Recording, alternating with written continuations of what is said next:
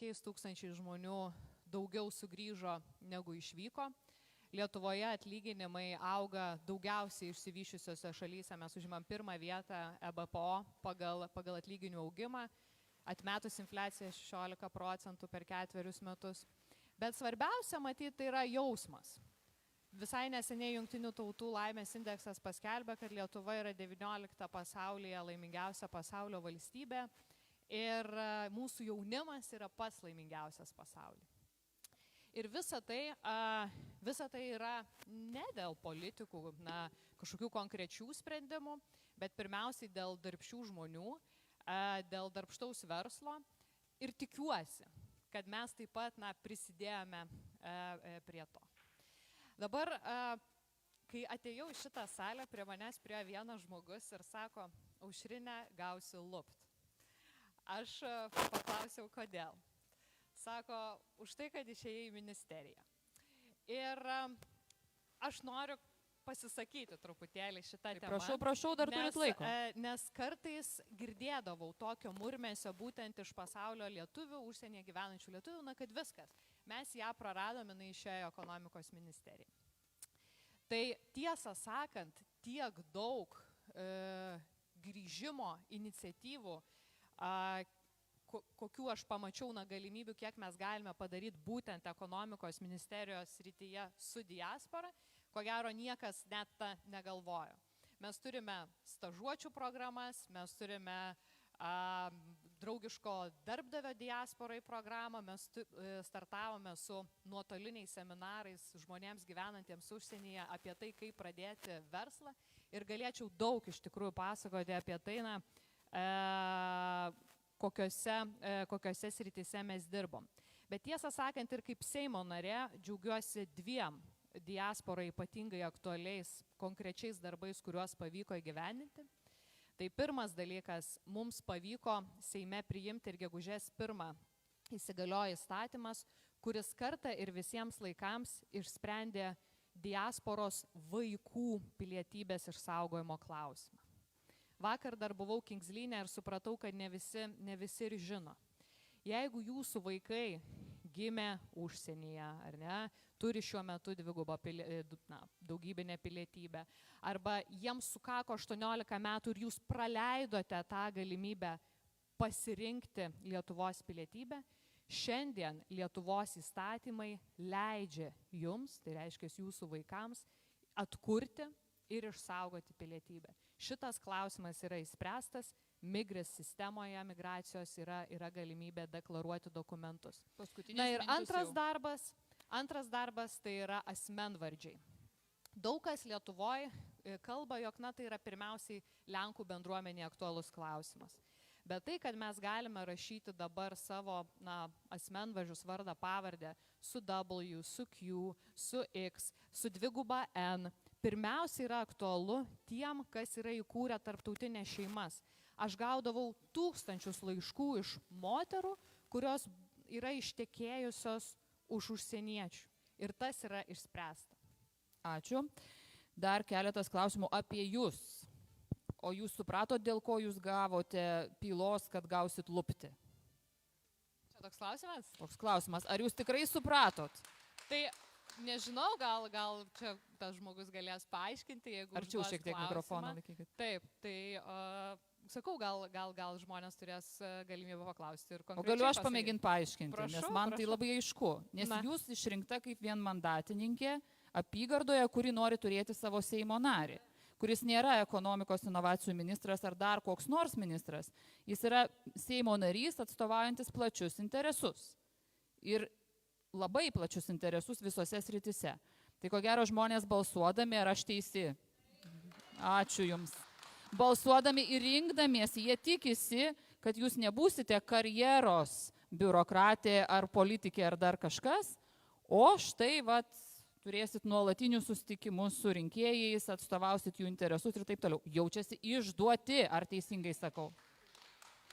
Bet žinot, tiesą sakant, aš esu visiškai rami dėl to, kad kiekvieną dieną atstovavau pirmiausiai diasporai, tiek dirbdama savo darbą ekonomikos ir inovacijų ministerijoje, ko šiek tiek, man atrodo, pristačiau, gal dar vėliau galėsim daugiau papasakot, tiek Seime konkrečiai paminėjau labai konkrečius esminius darbus, kurie 30 metų nebuvo išspręsti. Ir mes tą padarėm. Bet jūs negalite jų savintis, tai nėra tik tai jūsų darbai. Tai buvo Ar čia yra jūsų iniciatyvos? Taip, žinoma, konkrečiai dėl pilietybės mano įstatymo projektas. Dėl asmenvardžių bet, pavyzdžiui, referendumas dėl pilietybės ir visi kiti dalykai, jie labai nevykę ir nepavykę. Dėl asmenvardžių Laisvės partijos prioritetas. Asmenvardžiai labai senas klausimas. Dabar dar vieną dalyką dėl ekonomikos ministerijos. Kiekvieną kartą, kai vykstu į vizitus ir mes turim daug šiaip susitikimų su investuotojais, kiekvienas mano vakaras yra skirtas lietuvių bendruomenėms. Aš UK lankausi 2-3 kartus per metus, vakar buvau Kingslyne, gegužę buvau Peterborough, Londone daugybę kartų, mane tikrai galima dažnai sutikti. Tai žinote, aš jaučiu, kad su tuo laiku, kuris yra paroje, pavyko nuveikti maksimumą. O šiaip rinkėjai, aišku, nuspręs spalio 13 dieną, ar man pavyko. Palaukit sekundėlę, jūs turėsit laiko klausimams. 1 sekundę, pabaikim šitą etapą, nes paskui kiti kolegos bus nepatenkinti ir bambėti pradės, ar ne? Kaip, štai toks klausimas, kuris buvo parašytas prieš debatus, nes sulaukiau keletos irgi paprašiau, kad bendruomenė parašytų. Seime dabar vagis Lietuvą valdo Landsbergių klanas. Kaip jūs vertinat šitą teiginį? Ar dirbant su koalicijos partneriais jaučiatės šio klano dalimi? Negaliu neužduoti.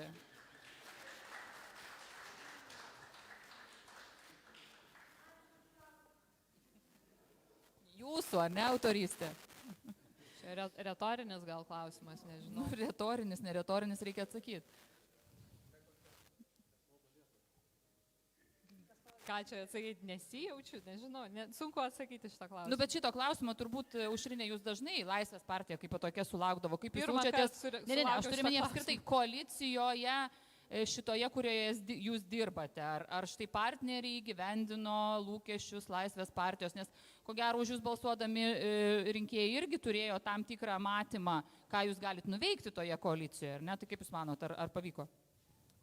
Vienareikšmiškai taip, mes turėjom daugybę diskusijų apie koalicijos ateitį ir konkrečiai Laisvės partijos vaidmenį čia.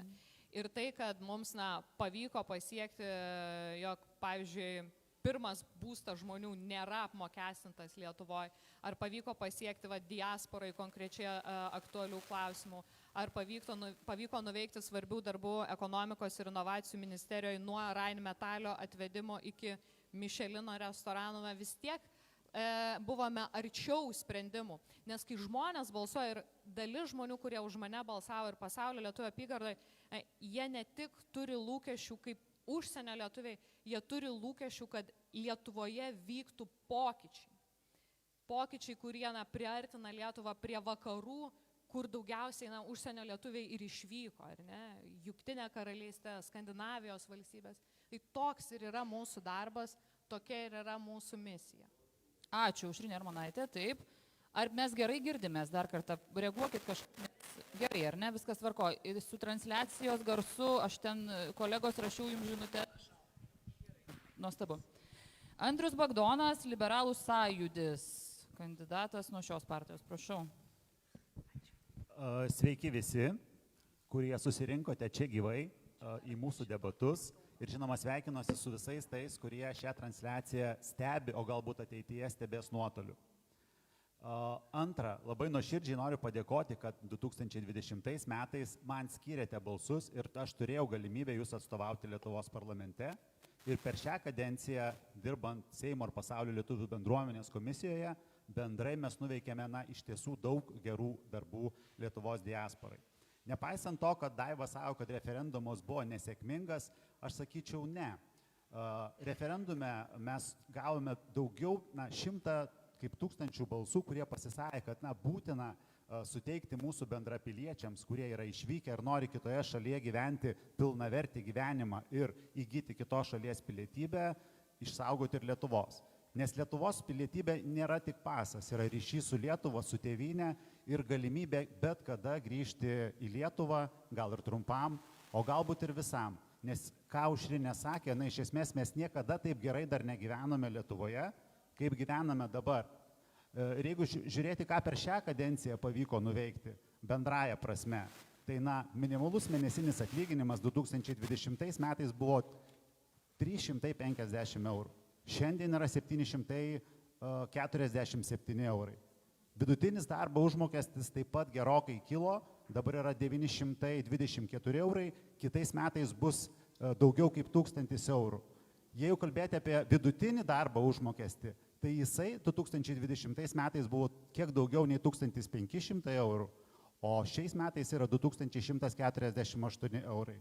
Tai iš esmės Lietuva dar niekada taip gerai negyveno ir aš nepasakyčiau, kad tik ši valdžia prie to prisidėjo. Per 34 metus kiekviena politinė partija, kalbu apie tas tradicinės politinės partijas, ar kairės, ar dešinės, sėkmingai dirbo parlamente. Ir ne tik priemonės gali sugrąžinti dalį lietuvių į Lietuvą, kurie galvoja grįžti. Gyvenimas Lietuvoje gerėja ir aš tikrai kviečiu tuos, kurie abejoja ir galvoja apie grįžimą, pagalvoti apie tai, nes priemonės yra įvairios jau sudarytos. Jeigu dar liko laiko ir kelis žodžius apie save, tai aš esu nidiškis, lietuvis, europietis, didžiąją gyvenimo dalį pragyvenau Nidoje, pastarosius beveik 4 metus tenka dirbti parlamente. Labai liūdna, kad teko išvažiuoti iš Nidos, bet darbas parlamente iš tiesų man patinka. Ir labiausiai iš visų sričių, kuriuose dirbu parlamente, man svarbiausias yra darbas Seimo ir pasaulio lietuvių komisijoje. Nes kuomet suvažiuoja lietuviai iš viso pasaulio, jie suvažiuoja su didžiuliam šypsenom, nepaisant to, kokios problemos yra skirtingose pasaulio lietuvių bendruomenės. Tai jeigu trumpai tie. Ačiū. Ačiū Jums. Nesigirdi, girdžiu. Nesigirdi. Žinau, čia turėsim šiandien.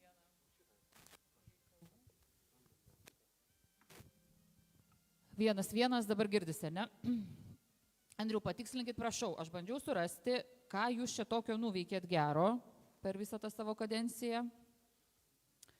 Ir radau vieną, nežinau, gal jūs neviešinot, kaip nors ten paslapčia darėt, bet iš tokių viešų ir jau tokių, sakykime, tų, apie kuriuos mes visi sužinojom projektų, tai jūsų projektas siūlymas atsisakyti alkoholio prekybos ribojimų sekmadieniais. Vienas toks ryškiausių ir garsiausių. O ką dar? O dėl pasaulio lietuvių, štai ką jūs padarėt? Gal galit papasakot konkrečiais pavyzdžiais? Šis projektas, apie kurį jūs dabar kalbate, ar ne, tai yra principinė nuostata, kad žmonėm valdžia neturi pertekliniai reguliuoti, ką jie turi ir kada veikti. Taip, ir jeigu mes pasitikime žmonėmis, tuomet mes kiekvieną dieną mielą nusprendžiame. Jeigu mes prekiavame nuo 10 iki 20, tai kiekviena diena yra tokia pati. Nesvarbu, ar tai yra pirmadienis ar sekmadienis. Viskas gerai, bet aš pasakiau kaip vieną iš pavyzdžių, ką man pavyko surasti iš to jūsų kadencijos darbo. Tai jeigu mes kalbam, tai negalioja, aišku, kai lietuviai grįžta, gal sekmadienį irgi norėtų ten kažką nusipirkti. Galima sakyti, kad ir šitai auditorijai, bet šitai auditorijai, ko gero, yra kiti reikalai svarbus ir svarbesni. Tai aš jūsų ir klausiu, ką jūs nuveikėte, būdamas šioje kadencijoje dėl pasaulio lietuvių? Labai ačiū, kad leidžiate man užbaigti mano mintį. Tai aš dar kartą pasakysiu, šis projektas yra apie perteklinius draudimus ir valdžios kišimąsi į žmonių gyvenimą. Jeigu kalbėti apie pasaulio lietuvius, tai Aušrinė vieną projektą užsiminė, asmenvardžių rašybą, kad galime savo asmens dokumentuose rašyti ir kitas raides lotyniškas, kurių iki tol negalima buvo rašyti. Mes surengėme kartu referendumą dėl pilietybės išsaugojimo, važinėjome po visą Lietuvą ir įtikinėjome net 3 amžiaus universiteto studentus, vyresnio amžiaus žmonės, kurie iš tiesų kaip į šventę ateina į rinkimus, kodėl reikėtų balsuoti už pilietybės išsaugojimą. Taip pat, palaikiau Aušrinės projektą. Su Dalia ne vieną projektą įregistravome tam, kad Lietuvos diasporai būtų gerokai lengviau gyventi. Ir man atrodo, kad mes kalbame apie vieną asmenį, kuris bus išrinktas šitoje apygardoje. Bet vienas asmo nieko negali padaryti be koalicijų būrimo. Ir paskutinis mano įstatymas, jeigu kalbėti apie pilietybės išsaugomą, tai suburta 74 parlamentarų koalicija, kad NATO šalyje lietuvis įgijęs NATO šalies pilietybę galėtų išsaugoti Lietuvos. Man gaila, kad žiniasklaida rašo tą, ką nori, kas yra įdomu kitiems, bet nerašo esminių dalykų, kurie labai yra reikalingi mūsų diasporai.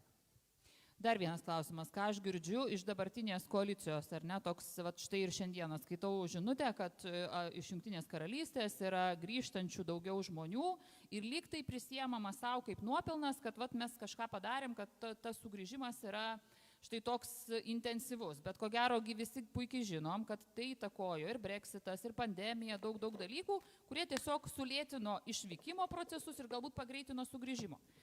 Tai kai mes kalbam štai apie šitą sritį, aš sakau, kad per daug turbūt yra tos tokios panegirikos, jog čia štai šita koalicija tikrai tai padarė, bet dėl objektyvių priežasčių, ko gero tie dalykai įvyko.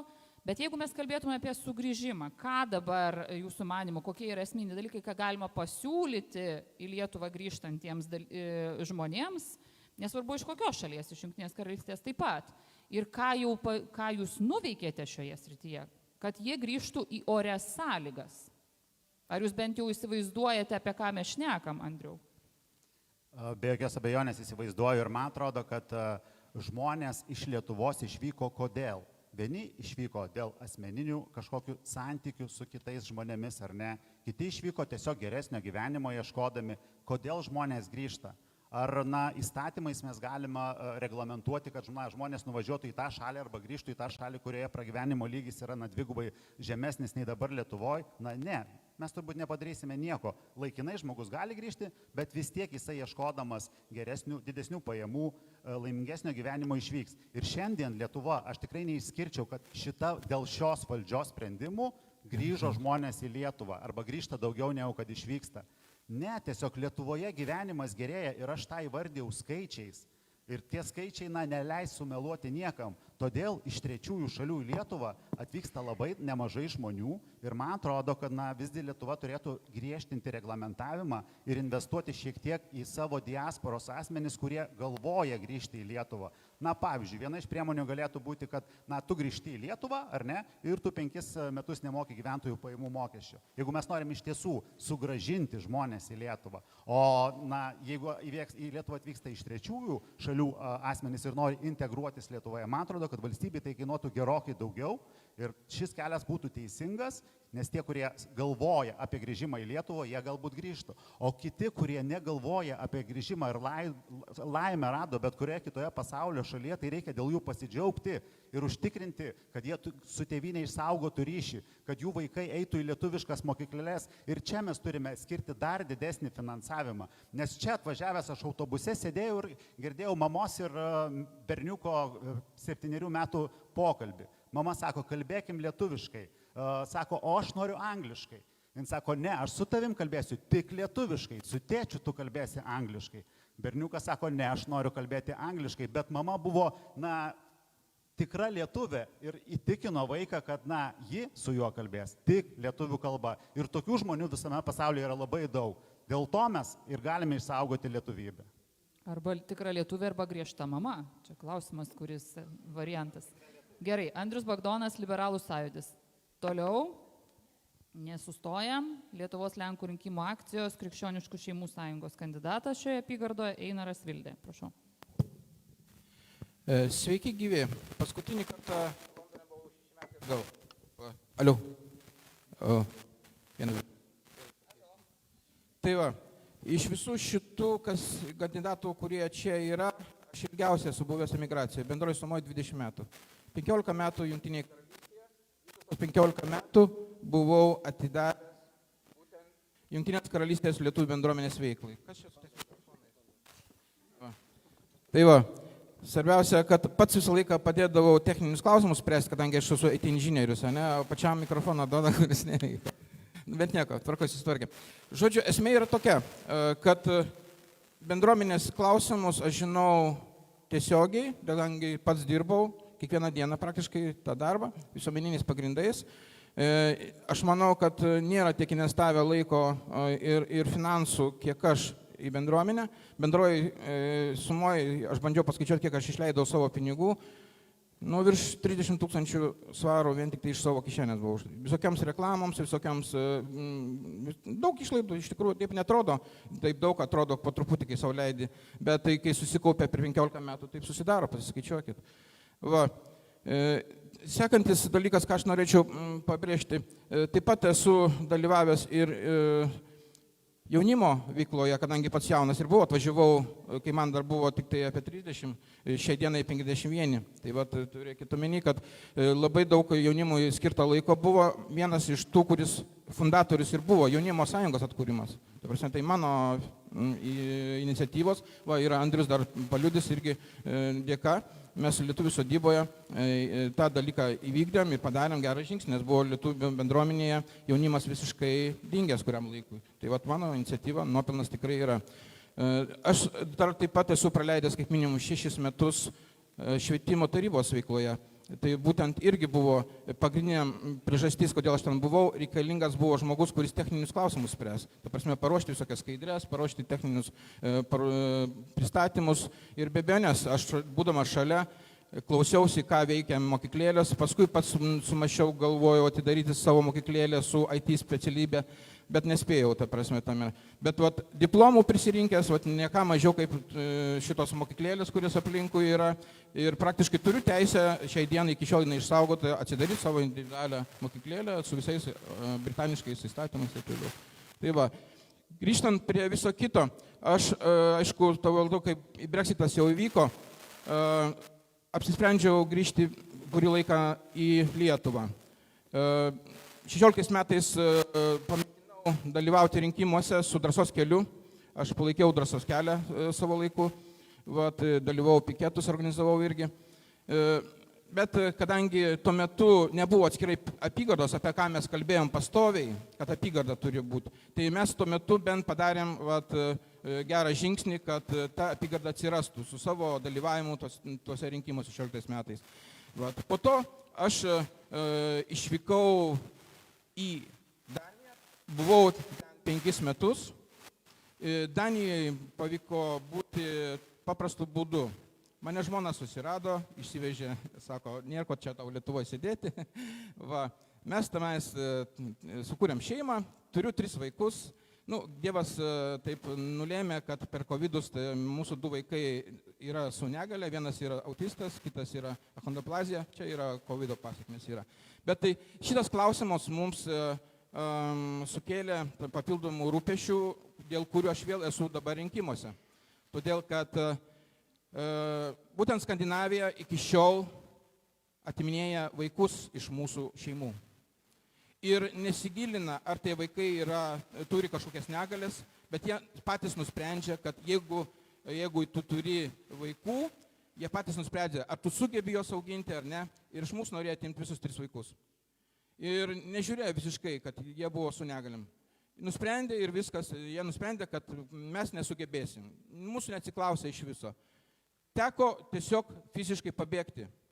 Ir jeigu nebūčiau pabėgęs, mano vaikai būtų atsiradę vėl kaip ir daugelių kitų vaikų iš Lietuvos šeimų atimtų neteisėtai kažkokios tai gėjų šeimose ar lesbiečių. Nes būtent Danijoje šią dieną 1500 tokių šeimų keistų laukia įvaikinimo. Tai va, grįžtant prie to, aš būdamas čia norėčiau pabrėžti, kad dalyvaudamas šituose rinkimuose noriu, kad pagaliau per 30 metų priimtų įstatymus, kad vaikai daugiau negali būti atimti iš lietuviškų šeimų išeivijoje. Prezidentas ir būtent užsienio reikalų ministerija, kurie dirba Landsbergiukas toksai, ne, turėtų užsiimti mūsų reikalais, o ne Ukrainos. Ir išsijungia mikrofonas iš karto. Korupcija. Laukit, ponė Einarai, 1 sekundę. Dabar čia tiek daug išgirdau, kad jau noriu pasitikslinti šiek tiek, jeigu galima. Taip. Tai jūs kur dabar esate, kur gyvenate? Aš grįžau, ir į ką pabėgot? mes gyvenam dabar Lietuvoje, Trakuose. Aš auginu jau 2 metus kaip grįžęs į Lietuvą, Beje, Reiškia, pabėgote, kaip taip suprantu. tiesiog ir pabėgau. Vaikus paėmiau. Esmė buvo taip, mums buvo pranešimas duotas, kad mes norim paimti vaikus. Paprašiau aš jų draugiškai, kad leistų vieną dieną mums su jais pabūti, paruošti jiems drabužėlius tenais, apsirengti, kažką taip toliau. Aišku, to nelaukiu, sutiko, ačiū Dievui, kad pavyko įgyvendinti tą dalyką, tai mes taigi iš karto grįžę namo, į mašiną vaikus ir per sieną. Iš Danijos jūs čia taip Taip, pabėgote taip, su taip, vaikais. Tai taip. jūs reiškia, esate užfiksuoti Danijos tarnybų kaip pabėgę ir slepiatės Lietuvoje. Ne, dabar nesislepiam dėl to, kad... Kriminalas niekas. Ne, tai kriminalo dabar šią dieną nėra, dėl to, kad aš iš karto buvau prisidavęs į policiją, padaviau į teismą pačią Daniją, mes šiandien teismus laimėjom. Lietuvos vaiko teisė žino, kad jūs... Taip, aš vienas iš pirmųjų, pas ką aš buvau. Būtent, tarp kitko, iki šiol sistema Lietuvoje nežino, ką daryti tokiu atveju. Ateini į policiją, nežino, ką daryti. Gerai, bet Ateini į vaikų teisę, irgi nežino, ką daryti. Vaiko teisės apie jūs žino? Taip, žino. Mes metus jau stebėjome, mes praėjom stebėjimą visą ir mums darė apdovanojimą net, ta prasme, pagirimo raštą, kad mes esame 110 plus vieni iš geriausių tėvų. Galite paklausti Skodienės pati. Lietuvos vaiko Taip, teisės. taip, taip. Gerai, tik tai aiškinosi detalės, ne iš čia. O teismai mūsų naudai, aš buvau važiavęs atskirai paskui be vaikų į Daniją, laimėjau tos teismus ir nuo mūsų visi įkalčiai nuimti. Gerai, tai dabar dar vienas klausimas. Tai jūs kandidatuojat, kad šitoje apygardoje tam, kad kovotumėt su Skandinavijos vaikų Ne vien tik teisių Skandinavijos. tarnybom. Visom, kadangi išeivijoje dabar yra ta problema number one, jeigu kas, tai ne vien tik tai Skandinavija, Anglijoje irgi tas jau prasidėjo irgi. Nu, matot, yra skirtingos situacijos, bet esmė ir yra, kaip reikia konkrečiai. Ar yra tokia praktika vaikų atiminėjimo? Yra vienas dalykas, kadangi jūs nesusidūrė, tai galbūt taip ir yra, bet kai susidursit, galėsit pasižiūrėti. Šiaip tai visas informacija yra mano rinkėjo puslapį su video medžiaga, detaliai, laidų yra bent 5 padarytos specialiai diskusinės laidos. O tai Danijoje kokios priežastys buvo įvardintos, dėl ko iš jūsų... Būtent esmė yra tai, kad jie nusprendė, kaip ir sakiau, kad mes nebūsim pajėgus auginti neįgalių vaikų. O taip nusprendė. Tai jūs, reiškia, kvestionuojate Danijos tarnybų oficialių sprendimus. Tai iš esmės ir... Negalim komentuoti, nes tiesiog klausomės, ar ne, istorijos. Nieko čia nėra ką komentuoti. Bet tai dalyvavimas rinkimuose ne vien tik tai šitas dalykas. Yra daug klausimų ir kitų susijusių su Gerai, šeivija. man vienas klausimas yra. Jūs turėjot konfliktinių situacijų, būdamas šitoj bendruomeniai? Kas nedirba, tas nedaro šitą ir konfliktų. Situacijų visokių buvo. Sakykit konkrečiai papasakokit. Jūs turit kokį konfliktų? Sakykit, atsakysiu. Ne, aš sakau, ar jūs, kaip jūs manote, ar jūs pats turėjot kokių nors konfliktinių situacijų? Mes dažnai konfliktuodavom su ambasada. Nes kadangi vienas dalykas kišdavosi bendruomenės klausimą. Bendruomenėje, pačioje bendruomenėje. Pagrindinė problemos būdavo dėl sodybos veiklos, nes kadangi sodyba būdavo viena pagrindinis taškas bendruomenėje ir kadangi keitėsi ten pastoviai pagal kadencijas šitie vadovai ir didžiausi ginčiai būdavo būtent dėl sodybos. Gerai, už ką jūs pašalintas iš bendruomenės? Vienas dalykas, aš nesu pašalintas, o iš manęs atimta teisė dalyvauti bendruomeninėje veikloje. Šitas dalykas... Ne tas pats, kas pašalinimas? Ne. Vienas dalykas dėl to, kad pašalinimas gali būti tik teisminiu keliu. Aš prašiau, kad dalyvautumėm teisme, jie nesutiko ir viskas. Nemanau, kad teisminio kelio čia reikėjo. Reikėjo, dėl to, kad būtent ten juridiniai klausimai vyko. Šią dieną aš iki šiol esu sodybos akcininkas. Mano žiniomis, jūs už antivalstybinę veiklą ir Kokia antivalstybinė veikla? Kas yra antivalstybinė veikla visų pirma? Tai ne manęs reikia klausti. Tai va ir būtent čia yra Dalios Asanavičiūtės. Čia Dalios Asanavičiūtės. Aš galiu pasakyti. Beje, žinot kokia situacija? Ir prorusiškumą. Aš kadangi pats buvau sodyboje, buvau vadybininkas sodyboje, mes ją, nežinodami kokia jinai, priėmėm į darbą. Aš pats buvau už tai, kad jinai dirbtų, taip ir pasirodė iš viso Jungtinėje karalystėje. Tai, kad ją atleido paskui iš darbo, tai jau ne mano problema, aš tuo metu jau valdyboje nebuvau. Taip, šita moteriškė. Ir beje, dar grįžtant prie to pačio dalyko, pas mane dar iki šiol yra, jeigu teismas bus toksai, aš turiu įrašus, kuriuos mes kalbėjom su tavim patim Dalia. Ir tu pati aiškiai pasakei, kad tavęs prašė, reikalavo su manim kažką tai daryti, kas? Užsienio reikalų ambasada. Gerai, jūs galėsit, ponė Asanavičiūtė, pakomentuoti savo laiku, dar truputėlį apie jūs grįžkim. Tai jūs sakot, kad jūs niekur nepašalintas, sustabdytas tik tai, o ta antivalstybinė veikla ir prorusiškumas čia yra kas kliedesiai kažkokie. Vienas dalykas, taip, kliedesiai dėl to, kad prorusiškos veiklos nebuvo, o buvo interesų gynimas. Už jūsų vertybių ir elgesio nesuderinamumas su organizacija. Toks yra sprendimas, dėl ko jūs pašalintas, aš vis dar lieku prie to pačio žodžio, bet ką jūs padarėt, jūs pasisavinot bendruomenės paskyrą. Ir organizacija turėjo sukurti naują. Nesutinku su šituo dalyku dėl to, kad visų pirma, aš pats buvau jo sukūręs ir paskui leidau naudotis, jeigu kalbėti apie Facebooko paskyrą. Kitas dalykas buvo techninis dalykas, Facebookas neleisdavo tuo metu keisti pavadinimų, jeigu yra didelis lankomumas. Paskui po metų kažkur tai atsirado galimybė pakeisti pavadinimą ir prašom dalytę prisiminti. Aš gražiai su tavim kalbėjau tuo klausimu, pavadinimą pakeičiau ir konfliktas buvo suderintas. Ir tai nereikia kalbėti, kad čia kažkokį piktybinių. Čia, žinokit, tikrai ne Dalia Asanavičiūtė tą informaciją. Buvo tam tokių, yra moteriškių, kokių ir bendruomenė, iš kurios jūs, kaip sakot, nepašalintas esate. Gerai,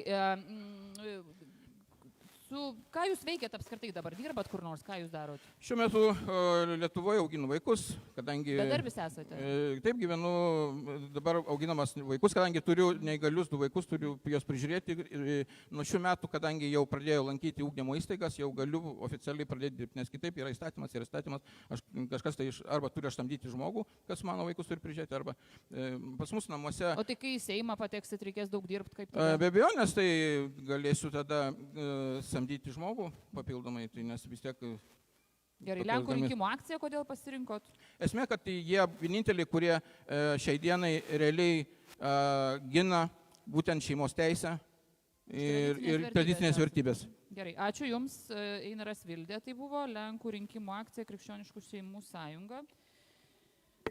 Oi, karštą net pasidarė, klausykit, šitiek išsidiskutavom. Gerai, Zita Čepaitė, Lietuvos valstiečių ir žaliųjų sąjungos atstovė, kandidatė apygardoje, prašau. Taip, labą dieną, dar kartą malonu čia matyti. Alio, girdit mane? Malonu matyti jūsų čia veidus, kai kurie pažįstami, kai kurie nelabai, bet tikrai ačiū, kad atėjot. Aš esu Zita Čepaitė, žurnalistė, rašytoja ir vertėja. Ir 17 metų gyvenau Londone, prieš metus išvykau praeitą pavasarį. Tiesiog dėl to, kad darbas mano persikėlė į nuotolį ir man buvo beveik tas pats, kur būti. Dažnai atvažiuodavau į Londoną vis tiek dėl darbo. Tai dabar štai, kodėl aš kandidatuoju? Čia šitas klausimas iškilęs buvo, tai aš dabar iš karto ir atsakau, kad nereikėtų papildomai klausti. Kadangi aš dirbau žurnaliste, paskui vertėja, tai suvedė mane su daugeliu žmonių ir tiesiogiai su jais kalbėjausi ir tikrai žinojau prieš šitą laiką, surinkau labai daug problemų, kurios kyla žmonėms čia atvykusiems ir taip pat, girdėjau ir sėkmės istorijų. Ir vienas dalykas yra, kuris aiškėjo per tą laiką, yra, kad užsienio lietuviai nebuvo niekada deramai atstovaujami. Ir labai ryškus pavyzdys to yra šita problema, kuri yra pakankamai svarbi gana dideliam kiekiui užsienyje gyvenančių lietuvių. Tai yra taip vadinama ta dviguba pilietybė ar daugybinė, jinai turi daug pavadinimų, bet problema taip ir liko neįspręsta. Tai buvo pradėta kelti maždaug daugiau kaip prieš 15 metų. Tai ir iki šioliai štai mes turėjom 2 referendumus, kurie, kaip sakyti, įvyko, bet nepavyko. Ir taip pat yra ir Konstitucinio teismo nutartis, kuri tiesiog, galima sakyti, šitą klausimą jau įstūmė į kampą. Bet jis yra aktualus žmonėms. Aš žinau ne vieną žmogų, kurie laukdami, kad bus sėkmingas referendumas ir bus dviguba pilietybė pripažinta ir galės žmonės, jie tiesiog tapo piliečiais, laukdami šito sprendimo, kad jie galės išlaikyti ir Lietuvos pilietybę. Ir šitas klausimas tikrai turi būti ieškomas jam sprendimas. Aš turiu pasiūlymą ir manau, kad vis tik reikia grįžti prie šito, kad įtvirtinti teisę į prigimtinę pilietybę. Ta prasme, prigimtinė pilietybė Dabar ką mes turim? Prigimtinė, jeigu paima žmogus, gauna kitos šalies, kurioje gyvena pilietybę, jis turi pats atsižadėti savo Lietuvos pilietybės. Tai yra beveik kankinimas žmogaus, tai galima prilyginti. Jeigu jis turi ryšį su Lietuva, bet tam tikrų priežasčių norėjo ir priėmė kitos šalies pilietybę. Dabar žiūrėkime į tokį dalyką. Konstitucinis teismas pasakė, kad yra atskiri atvejai, kada dviguba pilietybė yra galima. Pažiūrėkime į tos atskirus atvejus. Mes turim ne atskirus atvejus, mes turim grupę žmonių. Tai yra tie, kurie išvyko iki 90-ųjų metų ir jų vaikai bei anūkai. Romano Abramovičiaus iki 90 metų, iki 40. Na gerai, ačiū už pataisymą. Imkim Romano Abramovičiaus, tiesą sakant, per tos 50 metų niekas labai ir neišvyko. Teisingai. Bet imkim Romano Abramovičiaus sūnaus atveją, ar ne? Jisai visiškai teisėtai gavo Lietuvos pilietybę ir niekas iš jo negalėjo atimti kitų turimų pilietybių dėl to, kad jo senelis gyveno Tauragėj prieš karą. Gyveno Tauragėj, turėjo pilietybę. Ne, galbūt turėjo ir kitą išimtį, bet yra daug kitų žmonių. Anūkai taip pat turi teisę gauti pilietybę. Ir aš tikrai žinau daug žmonių ir aš pati verčiau dokumentų žmonėms, kurie ir kalbos nemoka ir viskas ir jiems yra tolima, bet dėl kažkokių priežasčių reikia pilietybės. Tai tuo atveju mes turim dvi žmonių grupės užsienyje gyvenančių, kurie yra, vieni turi teisę, o kiti neturi. Nors jie ir gyvena, ir savo išlaiko žmonės, savo artimuosius išlaiko Lietuvoje ir taip toliau, bet jie neturi teisės turėti dvigubos pilietybės. Taigi šitas teisės į prigimtinės pilietybės išlaikymą, šitą reikia surasti būdą, kaip tą teisę įtvirtinti. Ir tiesą sakant, tai yra įmanoma. Kiti dalykai, kurie man atrodo yra svarbus, tai yra dar vienas dalykas, kuris yra susijęs su bendruomenių, užsienio lietuvių bendruomenių nepriklausomumo įtvirtinimu ar sustiprinimu. Kodėl sakau? Labai dažnai bendruomenės, tą aš pastebėjau per ilgą laiką gyvendama, pamažėl jos tampa tam tikrų politinių jėgų, kaip sakyti, satelitais. Ir šitą dalyką galima tik tai sutvarkyti tada, kai yra pakeičiamas finansavimo modelis. Tada, kada projektams yra skiriamas finansavimas, dabar dalis projektų eina per Užsienio reikalų ministeriją ir Užsienio reikalų ministerijoje yra užsienio lietuvių skyrius ir ten dirbantys žmonės skirsto pagal projektus, peržiūri projektus ir paskiria pinigus. Yra kitos ministerijos, kuris taip pat turi savo programas, kurios taip pat skiria, dabar neseniai kultūros ministerija paskelbė, tai yra kultūros taryba. Ir štai mano siūlymas yra sukurti Pasaulio lietuvių fondą, kur visos lėšos galėtų sueiti.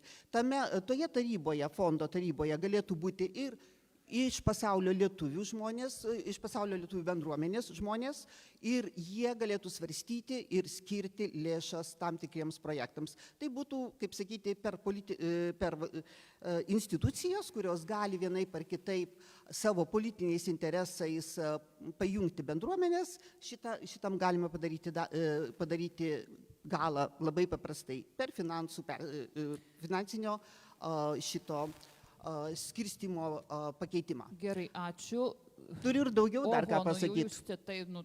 Aš tai čia turėčiau ką paklausti, bet jau kai įsivelsi, man atrodo, gal čia eigoje dar. Bet dar grįžtant šiek tiek, jūs labai painiojatės, ponė Zita. Kiek jūs esate iš tiesų įsigilinusi tos pačius pilietybės klausimus, nes nelabai... Esu labai įsigilinusi. Bet nepanašu, kad esate, jeigu nežinot, kokios išimtis, neišimtis ir taip toliau, nes man atrodo toks kalbėjimas dėl kalbėjimo.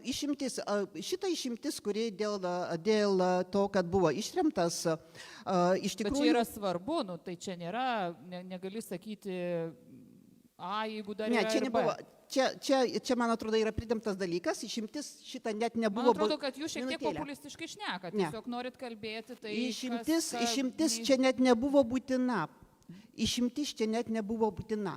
Pilietybės įstatymas sako... Mes ne apie tai, mes kalbam apie tai, kiek jūs išmanote ir sakau. nusimanote ir kiek jūs kalbate labiau lozungais, o ne kažkokiais konkrečiais atvejais. Tai ko gero čia tą pilietybės klausimą mes dar aptarsim, dar apie jūs šiek tiek norisi daugiau išgirsti, kadangi bendruomenė jūs pažįsta.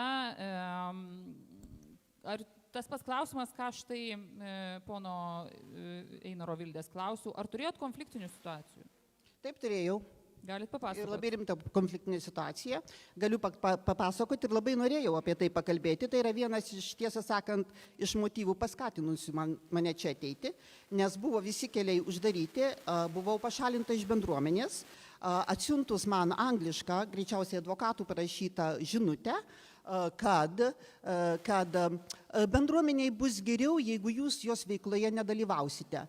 Už akių, bei pažeidžiant visas įstatus ir taip toliau, visas taisyklės, kaip yra tai daroma. Neklausiant nei pasiaiškinimo, nei nieko. Tiesiog štai tokia eilutė. Dabar kitas yra dėl sodybos pardavimo, kada aš buvau apkaltinta, kad čia didžiausia mano kaltė, kad sodyba buvo parduota. Tai labai trumpai pasakysiu, per daug nesigilindama, nes jeigu bus klausimų papildomai, aš galėsiu atsakyti tikrai. Tai vienas dalykas, kad sodyba buvo parduota 2015 metais. Teismai, buvo pradėti teismai, jie baigėsi 2022 metais. Ir teismo sprendimas yra tiesiog, pinigai buvo tam tikrai išaldyti, kurie buvo gauti už sodybos pardavimą, sugrąžinti tuos pinigus lietuvių namams, tokia Lithuanian House bendrovė, kuri valdė lietuvių sodybą, o bendruomenė buvo tik akcininkė ir didžiausia akcininkė, bet vis tiek tik akcininkė. Ir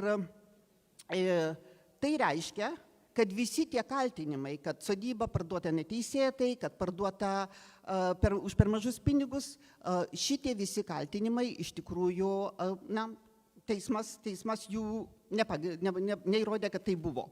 Ta prasme, teisme tai buvo neįrodyta. Bet jeigu pinigus liepia grąžinti, tai kas čia yra? Tai pinigai ir tai būtų buvę grąžinti. Buvo parduota sodyba, buvo pasiūlyti grąžinti pinigai iš karto. Dabar dar ką aš noriu pasakyti. Sodybą pardavė kreditoriai. Kreditoriai Lietuvių socialinis klubas, kurie davė paskolą sodybai. 2011 metais buvo skirta ta paskola, už kurią sodyba buvo užstatyta kreditoriams. Ir tai tapo teisiniu pagrindu jiems vėliau tą sodybą perimti. Ir tas sandoris, kad užstatyta kreditoriams, buvo įregistruotas land registry, tai buvo oficialiai viskas registruota.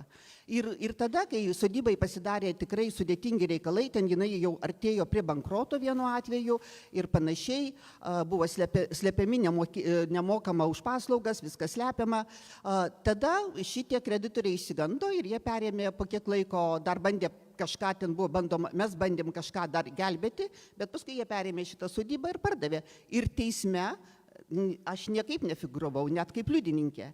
Tai buvo tarp Lithuanian House ir tarp kreditorių Lietuvių socialinio klubo. Aš turiu nutartį ir kas čia gyvena tą istoriją, žinot, ir man atrodo, kad čia, nežinau, man tai sunku diskutuoti dėl to, kad yra niuansai, bet išvadas visi gali patys pasidaryti, tai man atrodo, baigim ties tuo. Man tik tai koks klausimas kyla jūsų klausant, jūs vis paminit bendruomenę kažkokiam tokiam blogam kontekste, kaip lyg jūs čia nuskriaudė ir taip toliau, betgi jūs tai kandidatuojate į apygardą, kurioje ta bendruomenė yra, Jungtinės karalystės, yra esminis organas. Tai kaip jūs įsivaizduojate tą darbą, kai jūs, ne jūsų klausiu, ponė Vildė, aš žinau, kad jūs aktyvus, jūs man irgi laiškų prirašėt ir susitikt kvietėt, viskas tvarkoja, aš tik tai, bet ne jūsų klausiu. Tai kaip jūs įsivaizduojate darbą su bendruomenė, kai jūs čia štai... Aš įsivaizduoju darbą labai gerai ir paprastai. Aš, kai buvau pirmininkė bendruomenės, buvo visiškai labai sklandus ir geras, labai sklandus darbas. Bet mes ne apie kada jūs buvote, apie dabar. Taip. Tai būtent tai rodo, kad aš sugebu dirbti su žmonėmis, bet kai mane puola neteisėtai ir kaltina dalykais, kurių nepadarius, ir taip pat, kai prasideda, na, aš manau, kad čia buvo tam tikras politinis užsakymas, kad reikėjo mane nustumti, nes reikėjo perimti bendruomenę tiems žmonėms, kurie palankesni tam tikrai politiniai partijai. Gerai, ačiū. Dabar jūs Lietuvoje gyvenat? Taip? Lietuvoje. Lietuvoje. Ar tikrai Lietuvoje, ar tik tai būnat Lietuvoje? Taip, gyvenu Lietuvoje. Ar tik 6 mėnesius prisiregistravot Lietuvoje? Ne, gyvenu Lietuvoje. Aš dirbu iš namų, nuotoliniu būdu. Iš Lietuvos? Iš Lietuvos, taip. Gerai, ačiū. Zita Čepaitė, Valstiečių žaliųjų sąjungos kandidatė. Taip, dabar Dalia Asanavičiūtė, Tėvynės sąjungos Lietuvos krikščionių demokratų kandidatė. Prašau. Jau galvoju, Daiva pasiliks mane paskutinę užkandai. Bet tai sveiki dar kartelį ir iš tikrųjų, nors aš nebuvau išrinkta vienmandatėje Pasaulio lietuvių apygardoje, bet jums dirbau pilnu etatu ir kartu pavyko pasiekti išties labai daug. Ir šiandienai mes turime finansuojamas lituanistinės mokyklas, gerbiamas Giedrimai sakė, kad reikia jiems daugiau pinigų, bet būtent jūsų pirmininkas ir tuometinis praeitos kadencijos premjeras, bandant mokykloms skirti pinigų ir keisti įstatymą, vyriausybės išvadai pasakė, kad neverta ir kad pinigų nebus skirta. Taip pat padaryti sertifikatai kalbos lygio nustatymo, kas leidžia vaikams grįžus į Lietuvą lengviau integruotis mokyklose. Taip pat sutvarkyta pilietybė. Ir pilietybė, ką Aušrinė sako dėl pilietybės vaikams, kad viskas išspręsta. Tai 15 metais jau buvo vaikams, kurie gimė užsienyje, pagal įstatymais numatyta galimybė iki 18 metų įgyjus tos valstybės pilietybę Lietuvos išsaugoti. Nuo 21 metų įsigaliojo, tai jau mūsų kadencijoje ir mūsų siūlymų, tai nuo Pasaulio lietuvių siūlymų praeitoj kadencijai dar, įsigaliojo išimtis, tai yra vaikams gimusiems ir užsienį, ir Lietuvoje iki 18 metų įgyjus pilietybę, kitos valstybės Lietuvos pilietybės išsaugoti. Aušrinės pataisa leidžia, praleidus terminus, visą tą susitvarkyti ir vėliau ne tik po 18 arba iki 18 metų. Tai vaikams pilietybė išspręsta. Ir nors referendumas gaila nepavyko ir gerbiamas Zita, tiek jūsų dabar politinis vadas, tiek idėjinis vadas, prieš referendumą pasisakė prieš. Tai jeigu pasisakai prieš ir sakai, kad neišspręsta, nu tai kas čia yra? Tai todėl nesakykime, kad jūs ateisite išspręsite, nes tikrai neišspręsite, bet nepaisant to, aš netikiu, kad po 5 metų referendumas įgyvendins mūsų tą siekį ir svajonę, galbūt po 10, tačiau bet kuriuo atveju nenuleidžiam rankų ir esu registravusi 2 pilietybės įstatymo projektus, vienas iš jų šiek tiek pilnesnis į Andriaus, tai NATO, ES valstybių NATO partnerių pilietybė įgyjusi galėtų išsaugoti Lietuvos pilietybę ir kitas moratoriumas, 5 metų moratoriumas pilietybės netekimui, o taip pat apsunkinama pilietybės netekimo procedūra. Nes dabar tikriausiai žinot, kas jau neteko pilietybės, kad net nepranešus, kad įgyjot kitos valstybės pilietybės, taiga kažkaip gaunat žinutę, kad jūs jau nebe Lietuvos pilietis. Tai tam, kad išvengti šitos, kebeknės ir tiesiog, kad žmogus turėtų teisę apsiginti, atsirastų žalos valstybei ir žmogui įvertinimas, o taip pat ir procedūros, kurios žmogui, tiesiog žmogus netektų tiesiog per sekundę pilietybės. Tai šitie įstatymai guli dabar Seime ir tikiuosi dar šioje kadencijoje mes turėsime galimybę bent jau pradėti juos spręsti.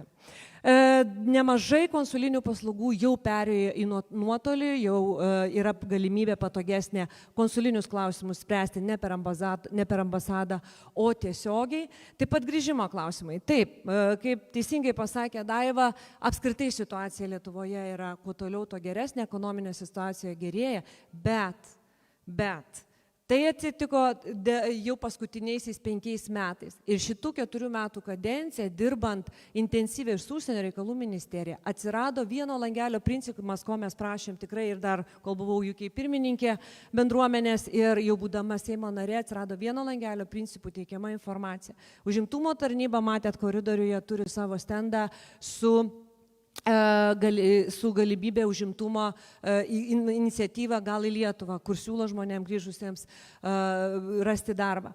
Taigi matote, kad nuveikta daug, aš paminėjau gal tik tai kelis tokius momentus, taip įdama laiką, bet dabar, jeigu galima, baigiant, kodėl kita kadencija. Todėl, kad taip, savo pažadus aš išpildžiau, įsipareigojimus įgyvendinau, žodį ištiesėjau, tačiau yra tokių reikalų, kuriuos jau dabar pradėta spręsti, bet jau vadinu paprastą higieną. Tai yra sodra, PSD, ar ne, skaičiavimai, skolos ir žmonės išvažiuoja užsienį, jiem pensiją sustabdo ir kiti dalykai. Vairuotojo teisės, iš UK grįžus į Lietuvą reikia egzaminus laikyti ir tą jūsų ambasadą taip pat sprendžiame. Ir kas yra labai svarbu. Iš tikrųjų, šitoje kadencijoje užsienio lietuviai ištraukti iš politikos parašių.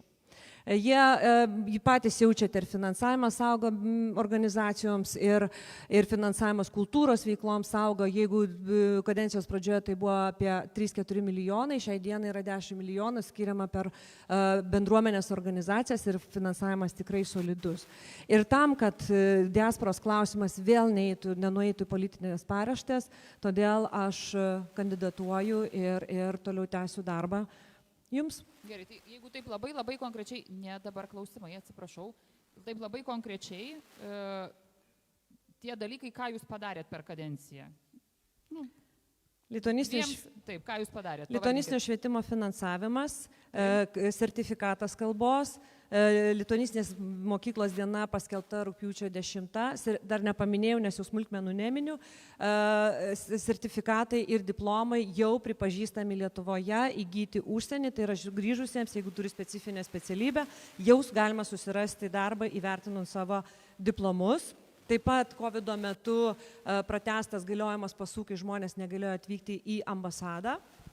Dabar reikia prisiminti konsulinės paslaugos, tai yra čia neįstatymo dalykai, bet dirbant su užsienio reikalų ministerija galimybė žmonėm, ta prasme, paslaugas konsulinės gauti nuotoliu. Tada referendumas. Tai gerai, bet referendumas, labai konkretus dalykas. Taip, kas turėtų prisimti tą politinę atsakomybę dėl referendumo baigties ir nepakeistos konstitucijos nuostatų? Aš. Kodėl? Kodėl aš pasakysiu, nes aš buvau ta, kuri atnešiau nutarimą Seimui balsuoti, skelbti referendumą, dėl to, kad tikėjau, kad mes galime šį kartą įgyvendinti su aiškesniu pasiruošimu, su sukeltomis pajėgomis ne tik bendruomenių, bet ir valstybės, ir politinių partijų, nes atnešus nutarimą į Seimą beveik visi balsavo už, keli susilaikė. Tai buvo lūkestis, kad mes vis dėlto tvirtai atsistosim ir kartu tą įgyvendinsim. Ir visą tą, sakysime, aš buvau referendumo darbo grupės pirmininkė ir mes nešėme tą visą naštą, tai sugalvoti formuluotę, įgalinti valstybės institucijas dirbti ir taip toliau, ir taip toliau. Ir, iš tikrųjų, rezultatas nėra blogas, 160 000 tik tai balsų neužteko, bet dabar grįžkime prie to, rezultatas yra blogas, nes valstybė išleido krūvą pinigų šitiems dalykams, taip. O rezultatas yra nepavykęs, tai jis yra blogas. Taip, jis yra blogas. Aš pripažįstu, dėl to aš sakau, kad man gaila, bet aš įdėjau, jeigu prisimtas asmeninę atsakomybę, įdėjau 200% pastangų tam, kad tai pavyktų. Bet dabar pažiūrėkim dar kitą momentą, kadangi vienas žmogus negali gyvendinti tokio plataus projekto. Aš matau čia labai daug žmonių.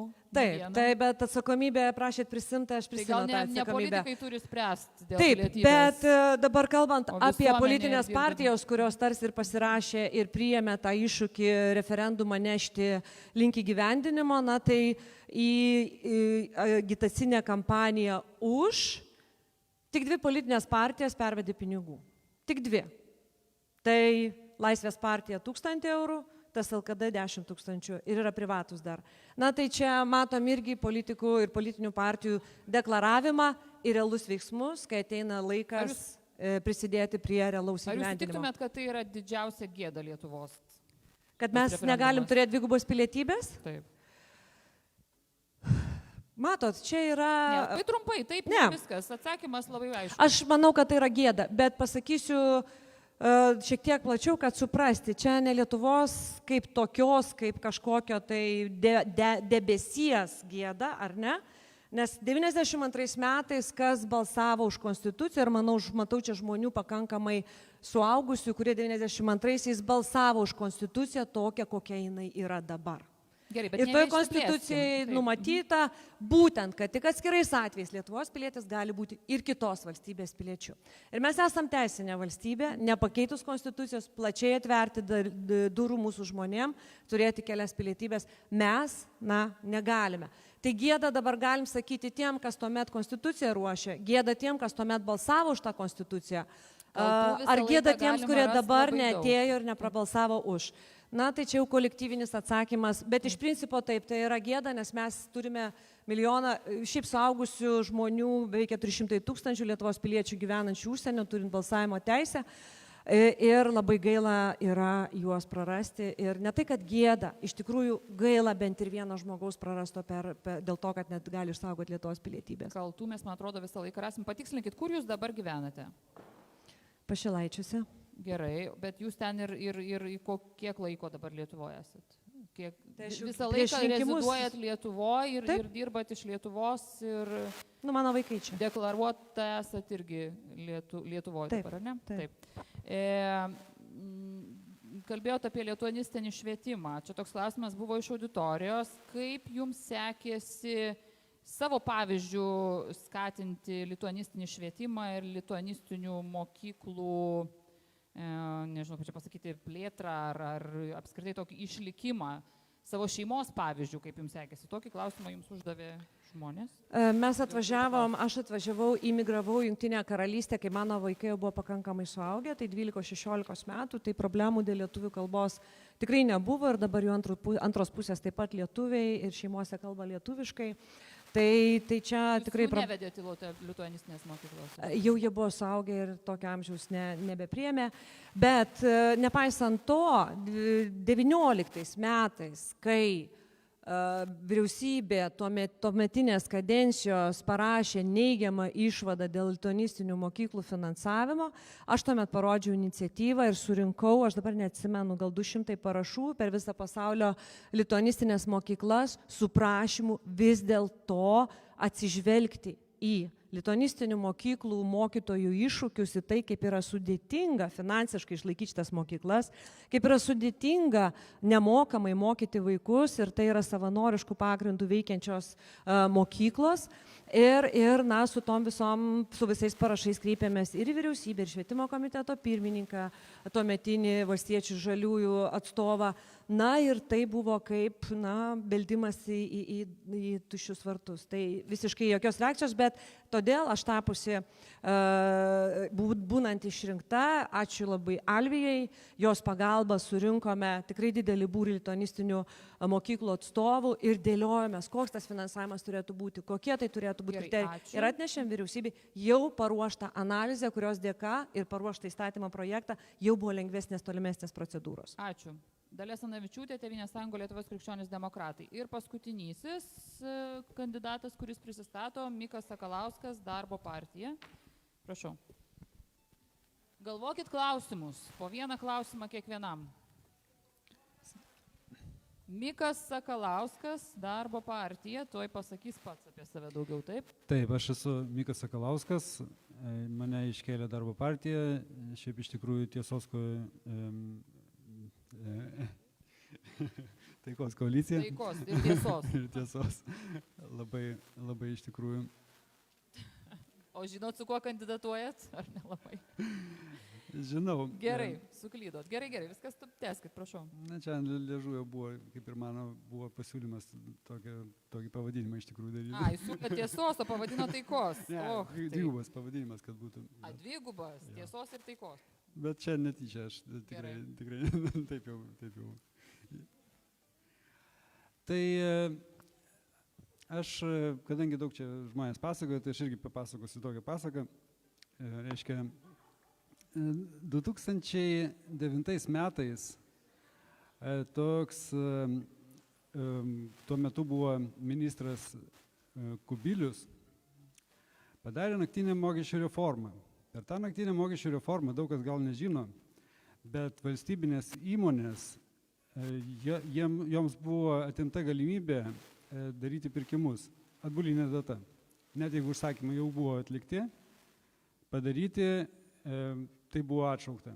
Ir toje įmonėje, kurioje aš dirbau, sandėliai buvo užversti iki lubų prekiam, kurios buvo užsakytos valstybinėms įmonėms ir niekur nevažiavo.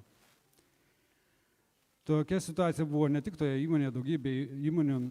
2010 metais buvo rekordinis bankrotų skaičius, daugybė įmonių bankrutavo. Ir ta įmonė, kurioje aš dirbau kaip nupjovimus priedus prie atlyginimo, didžioji dalis buvo priedai. Tai kaip ir teko susimastyti apie tai, kad emigruoti ir iš tikrųjų ir emigravom. Ir aš manau, kad ne vienas emigrantas, o dauguma emigrantų gali papasakoti kažkokią tokią istoriją. Tai dabar pabandykite įsivaizduoti mano reakciją, kai 2018 metais buvau Lietuvoje ir pamačiau, kad tas pats Kubilius niekur nedingo iš politikos, jisai toliau labai sėkmingą turi politiko karjerą. O Šimonytė, kuri kiek vėliau po tos naktinės mokesčių reformos atiminėjo pensijas iš pensininkų, tai jinai kandidatuoti sugalvojo į prezidentus. Ir aš tada rimtai susidomėjau politiką.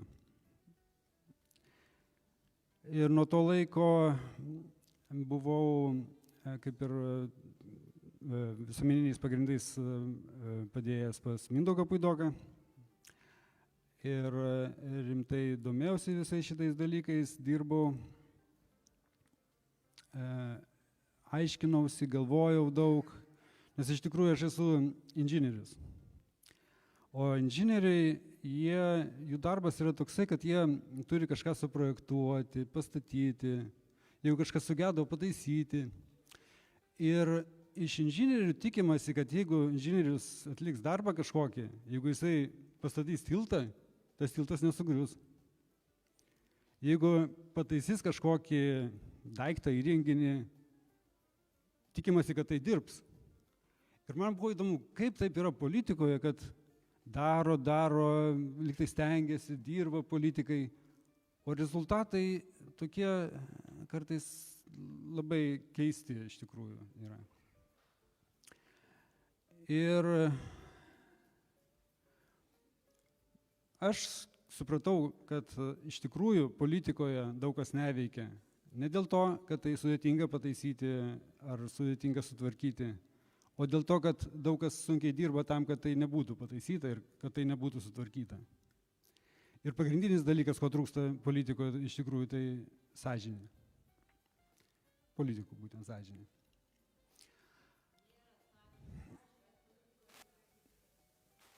Tai va. Tai ką dabar darysit? Aš darysiu tai, kad jeigu mane išrinks, aš sąžiningai darysiu tai, kas... Jums sako, žmonės nėra politikoje sąžinės, o jūs einat į politiką. Neš savo sąžinę. Gerai, pratęskit jūsų laikas, Mikai, prašau. Tai va, tai iš tikrųjų trūksta sąžinės. Aš nesakiau, kad nėra sąžinės, yra sąžiningų politikų. Pavyzdžiui, Mindaugas Puidokas, tikrai galiu pasakyti, sąžiningas politikas. Nes kodėl jūs juokėtės? Visi juokėsi.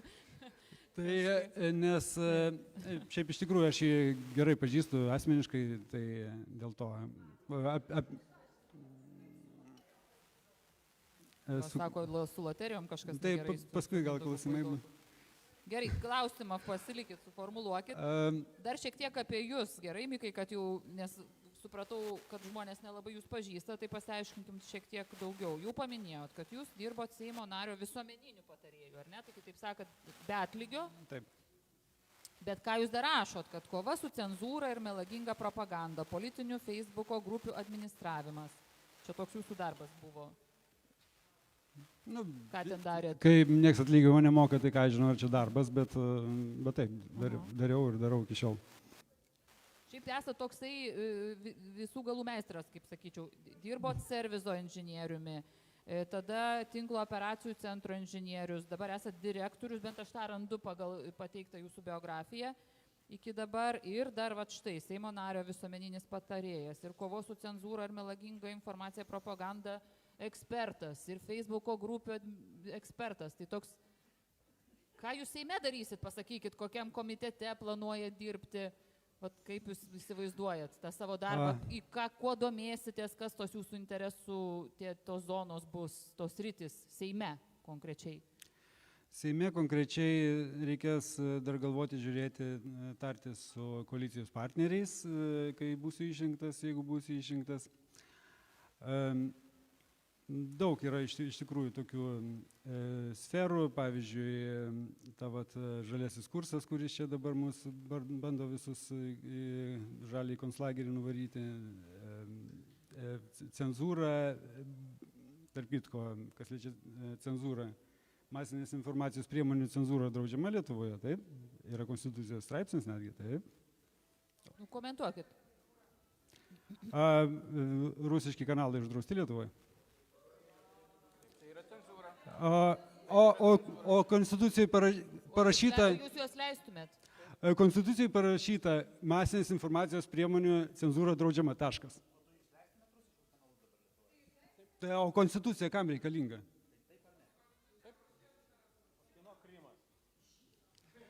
Tai va. Šitą klausimą vėliau paklausime.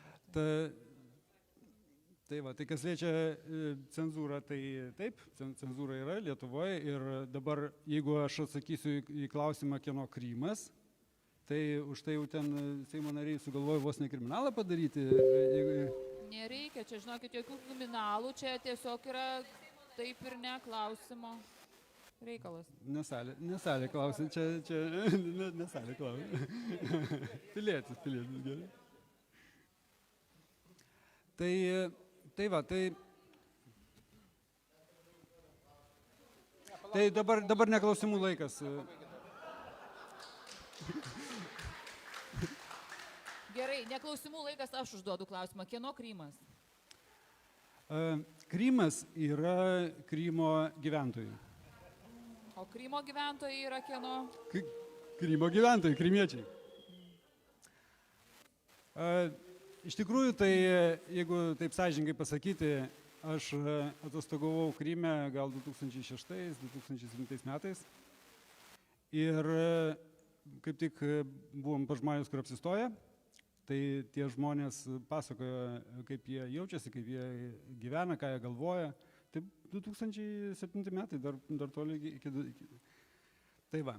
Ir žmonės buvo labai nepatenkinti valdžia Ukrainos, džiaugiasi, kad turi autonomiją Krymas, bet tikrai išreiškia tokią nuomonę, kad jeigu būtų galimybė, tai tikrai prie Rusijos prisijungtų Krymas. Tai aš tai žinau jau seniai šitą dalyką ir kai buvo referendumas Kryme, kai jisai vyko, aš niekiek nebijojau jo rezultatais. Kad žmonės iš tikrųjų tenais... Tai tas Rusijos reorganizuotas referendumas, jūs čia šitą turite. Tai gerai, bet tai jūs organizuokit kitą referendumą, aš garantuoju, kad rezultatas bus tas pats. Okupuotoj teritorijai. Pabandykit suorganizuoti kokią nors Mariupolį referendumą. Tai čia... Gerai, bet tai gerai, tai čia aš tai nieko nekomentuoju, tik klausausi jūsų, bet jūsų kokios yra politinės pažiūros, ideologija, gal čia toks tikslesnis būtų aiškumas, kad apie ką mes šnekam, ideologiškai, politiškai, kokios jūsų pažiūros, kaip jūs apibūdintumėt? Ideologiškai, politiškai, aš manau, ne vienas net Seimo narys sąžiningai negalėtų atsakyti į tą klausimą, nes dabar, pavyzdžiui, liberalios partijos daro koaliciją su Tėvynės sąjunga krikščionimis demokratais, kurie teoriškai turėtų būti krikščionys, bet realiai nelabai ir demokratai iš tikrųjų. Tai ta politika yra toksai labai, bet šiaip, jeigu iš tikrųjų, tai mano pažiūros yra krikščioniškos, aš tikrai palaikau iš esmės krikščioniškos demokratijos principus, bet ne tokius kaip Tėvynės sąjunga krikščionys demokratai, o iš tikrųjų kokie buvo iš pat pradžių, kai atsirado tas judėjimas būtent krikščioniškosios demokratijos. Ir iš esmės maždaug taip, tai ką siūlo programoje, buvo neseniai suvažiavimas taikos koalicijos ir ten Viktoras Uspaskich pristatė programą ir praaiškai ten galite įsijungti video, pažiūrėti arba surasti mūsų programą ir ten praaiškai viskam aš labai netgi pritariu ir tikrai galiu papasakoti daugiau. Paskutinis klausimas jums, Mikai. Koks jūsų tikslas yra kaip kandidato šitose rinkimuose? Mano tikslas kaip kandidato šitoje apygardoje. Būtent šitoje apygardoje. Tai mano tikslas būtų toksai, kad padaryti, kad žmonės iš tikrųjų norėtų grįžti į Lietuvą. Pagrindinis tikslas būtų, kad žmonės norėtų grįžti į Lietuvą ir kad Lietuvoje būtų gera gyventi. Prieš tai apie daug visokių kitokių dalykų kalbėjot, bet dabar pasirodo pagrindinis tikslas, kad žmonės grįžtų į Lietuvą. Tai čia toksai, suprantu.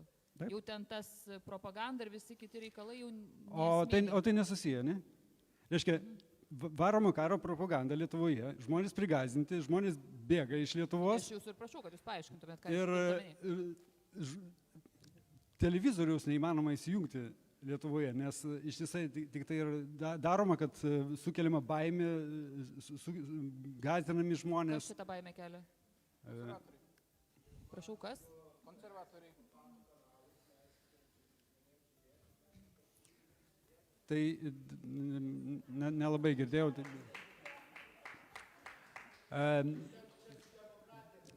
Tai gal klausimai vėliau bus. Ne, jūs atsakykit ir praėrysim prie klausimų, va štai pirmasis ir buvo.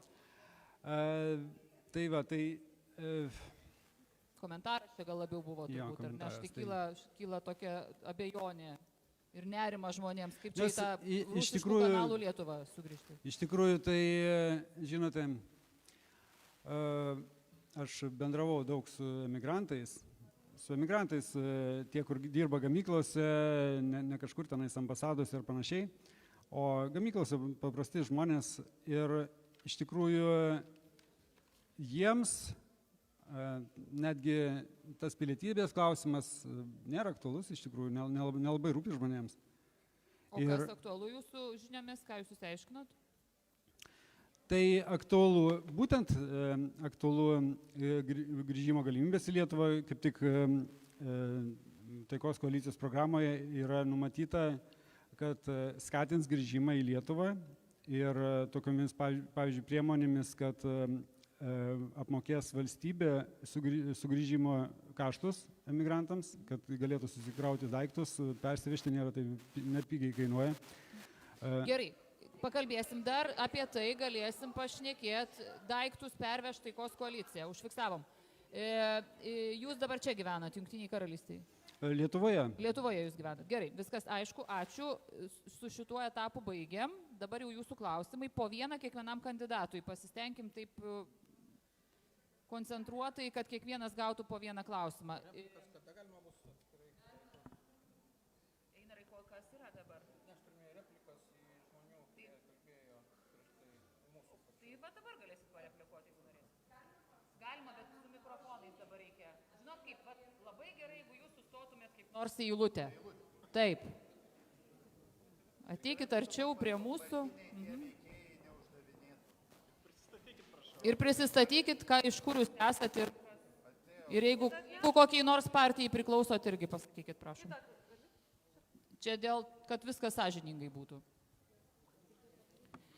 Vienam kandidatui vienas klausimas. Jeigu bus antras tam pačiam, tai, taip sakant, tada nebus gerai. Tai bandykim taip, kad po vieną klausimą vienam kandidatui, vienas žmogus, vienas klausimas vienam kandidatui. Nes čia tikrai iki ryto sėdėsime čia su kandidatais. Dar antra porcija štai laukia.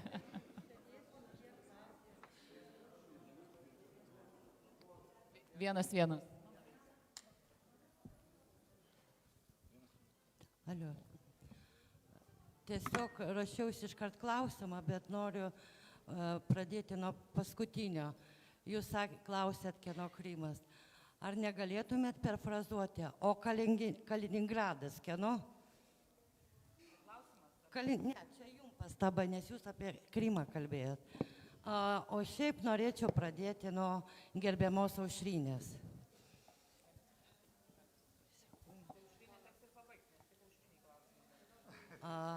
2020 metais disidentas pensininkas pareiškė savo nuomonę apie Stambulo konvenciją. Jūs su savo kolega Raškevičium paskundėte jį policijai ir teismas jam paskyrė 5000 baudą. Sakykite, ar tai yra jūsų siekiamas teisingumas, skundžiat kitaip mąstančius, kurie negali apsiginti, ypač pensininkai? Tai būtų toks pirmas klausimas. Vardas ir jūs partijai kokiai priklausot, nepriklausot? Aš esu nepriklausoma Londono lietuvė. O vardas jūsų? Jolanta Rozė. Jolanta, ačiū ponia Jolanta. Perduokit mikrofoną, prašau, kolegoms. Aušrinė, prašau. Ačiū Jolanta už klausimą. Niekada nesu nieko apskundusi, nei policijai, nei kažkam. Tai matyt, jūsų informacija yra netiksli. Turiu iš tikrųjų kitų darbų, negu skaityti komentarus Facebook'e ir juos kažkam pridavinėti. Taip, prašau. Jums palaikys mikrofoną, gal Rimvidai palaikykit, bus taip. Konkrečiai Aušriniai. Aušrinė jau buvo klausimas, dabar jau reikia kitam kandidatui. Ne, žinokit, taip neišeis. Taip, dabar kiekvienam kandidatui po vieną klausimą, aš man atrodo labai aiškiai pasakiau. Antroji daly, pasilaikykit klausimą, bus partijoms. Gerai, toliau prašau. Aš irgi norėjau partijom, tai norėčiau už kiekvieną išgirsti taip ne atsakymą klausimai tiesiog. Taip net tai tinka, jeigu taip net greituoju būdu, prašau. Taip, tai aš esu Monika, nepriklausau jokiai partijai ir tiesiog norėčiau atsakymą taip ne į klausimą, ar fermų gyvūnai turėtų turėti tokias pačias teisinės apsaugas kaip augintiniai.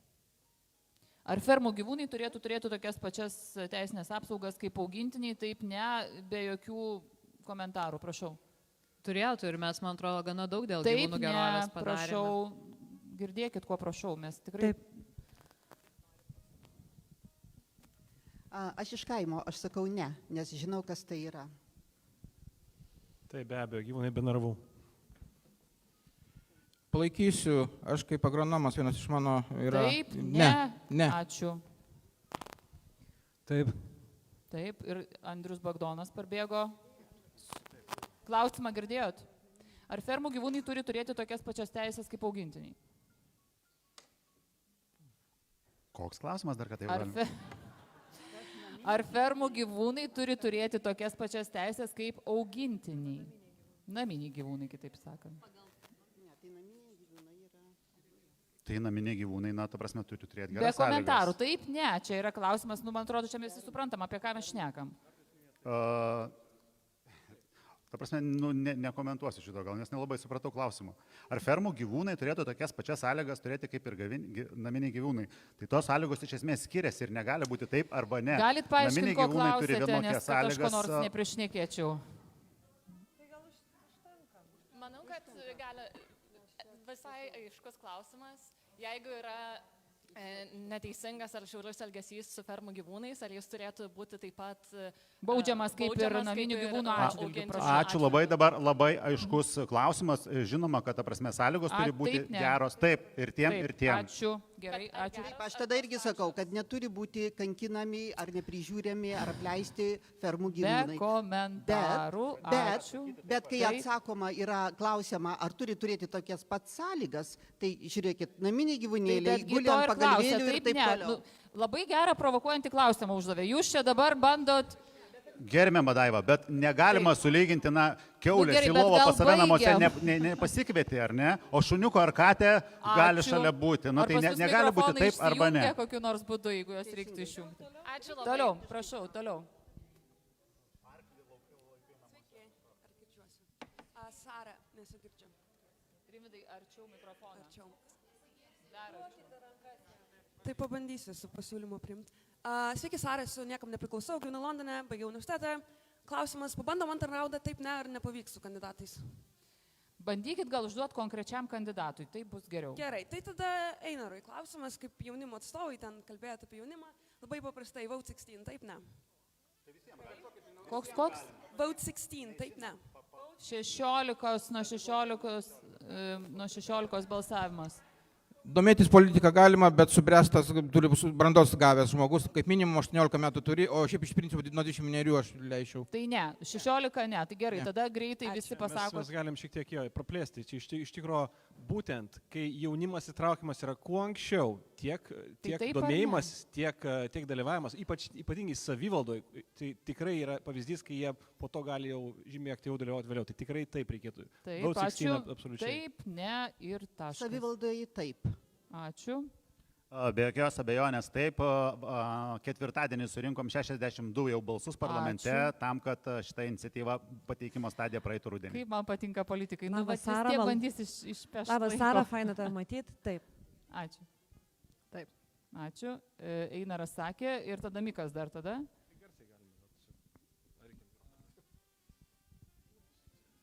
Pritariu savivaldai taip, šiaip ne. Ačiū. Gerai. Kitas. Taip, buvo aušriniai klausimas, buvo Einarui. Labadiena, mano vardas Sandra Paulauskė. Truputėlį nusižengsiu taisyklėm, tikrai noriu konkrečiai aušrinį, nes aš už ją balsavau. Negalima nusižengti taisyklėm. Užduokit kitam šitą klausimą. Todėl, kad jinai yra mūsų dabar išrinkta, dar jinai kandidatuoja. Ar galiu paklausti? Jūs galėsite tada paklausti, kaip bus partija. Vienintelis klausimas. Kur jūs esate dėl pensijų nutraukimo išvykimo į užsienį problemų sprendime, kai įstatymas guli ant Dalios Asanavičiūtės stalo taisymui? Kur jūs esate dėl pensijų skaičiavimo formulės asmenims turintiems minimalaus darbo stažo Lietuvoje paklaidas? Kur įstatymas yra? Taip, ar ne? Galiu kalbėti, taip? Atsiprašau labai, bet žinokit, kur įstatymas yra ant ministro stalo, bet jūsų ten nėra. Kur žmonės susijungia, jau esame ir sprendžiame sodros problemas, PSD perskaičiavimai, kur yra iki pat dabar nėra dar pabrėžta, kokius dokumentus turi pateikti neįgalų žmonės gyvenantis užsienį, kokius dokumentus turi pateikti moksleiviai. Prisijungia į tai visa mūsų bendruomenė, jūsų nėra. Aš suprantu, kad Mišelinas yra labai lengva, mes pykstam. Taip, girdžiu. Aš turiu jūs sustabdyti, nes taisyklės yra visiems vienodos. Ačiū. Tuoj susipyksim čia visi. Čia galima atsakyti? Negalima atsakyti. Turim taisyklės vienodas ir negalima kažkaip čia pradėsim saviveiklą užsiminėti, tai bus negerai. Klausimai kitiem kandidatam. Galėsit tą patį klausimą pakartot, kai bus partijų debatai. Va tada galės ir visi padiskutuoti.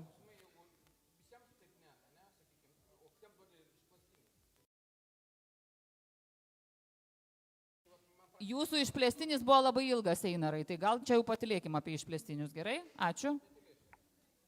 Skundą parašykit. Elektroninį paštą turit, mano, galit rašyti, prašom. Labadiena. Aš esu Mindaugas, nepriklausau jokiai partijai. Didžiojoje Britanijoje gyvenu pakankamai seniai. Čia esu rezidentas, čia dirbu, čia moku mokesčius, bet Lietuvoje turiu nekilnojamojo turto, kurį nuomoju. Ir šiemet Lietuvos Respublikos mokesčių inspekcija manęs paprašė susimokėti gyventojų pajamų mokestį, atgalinė data už berods 3 metus. Ir kai aš pasakiau, kad aš esu Anglijos rezidentas ir čia turėčiau mokėti mokesčius, man buvo pasakyta, kad pagal Anglijos ir Lietuvos dvigubo apmokestinimo išvengimo sutartį aš iš pradžių turiu sumokėti Lietuvai ir tada pasigrąžinti pinigus iš Anglijos. Ar manote, kad tai yra teisinga ir nereikėtų keisti tokios tvarkos? Kam jūs dabar savo klausimą dedikuojate?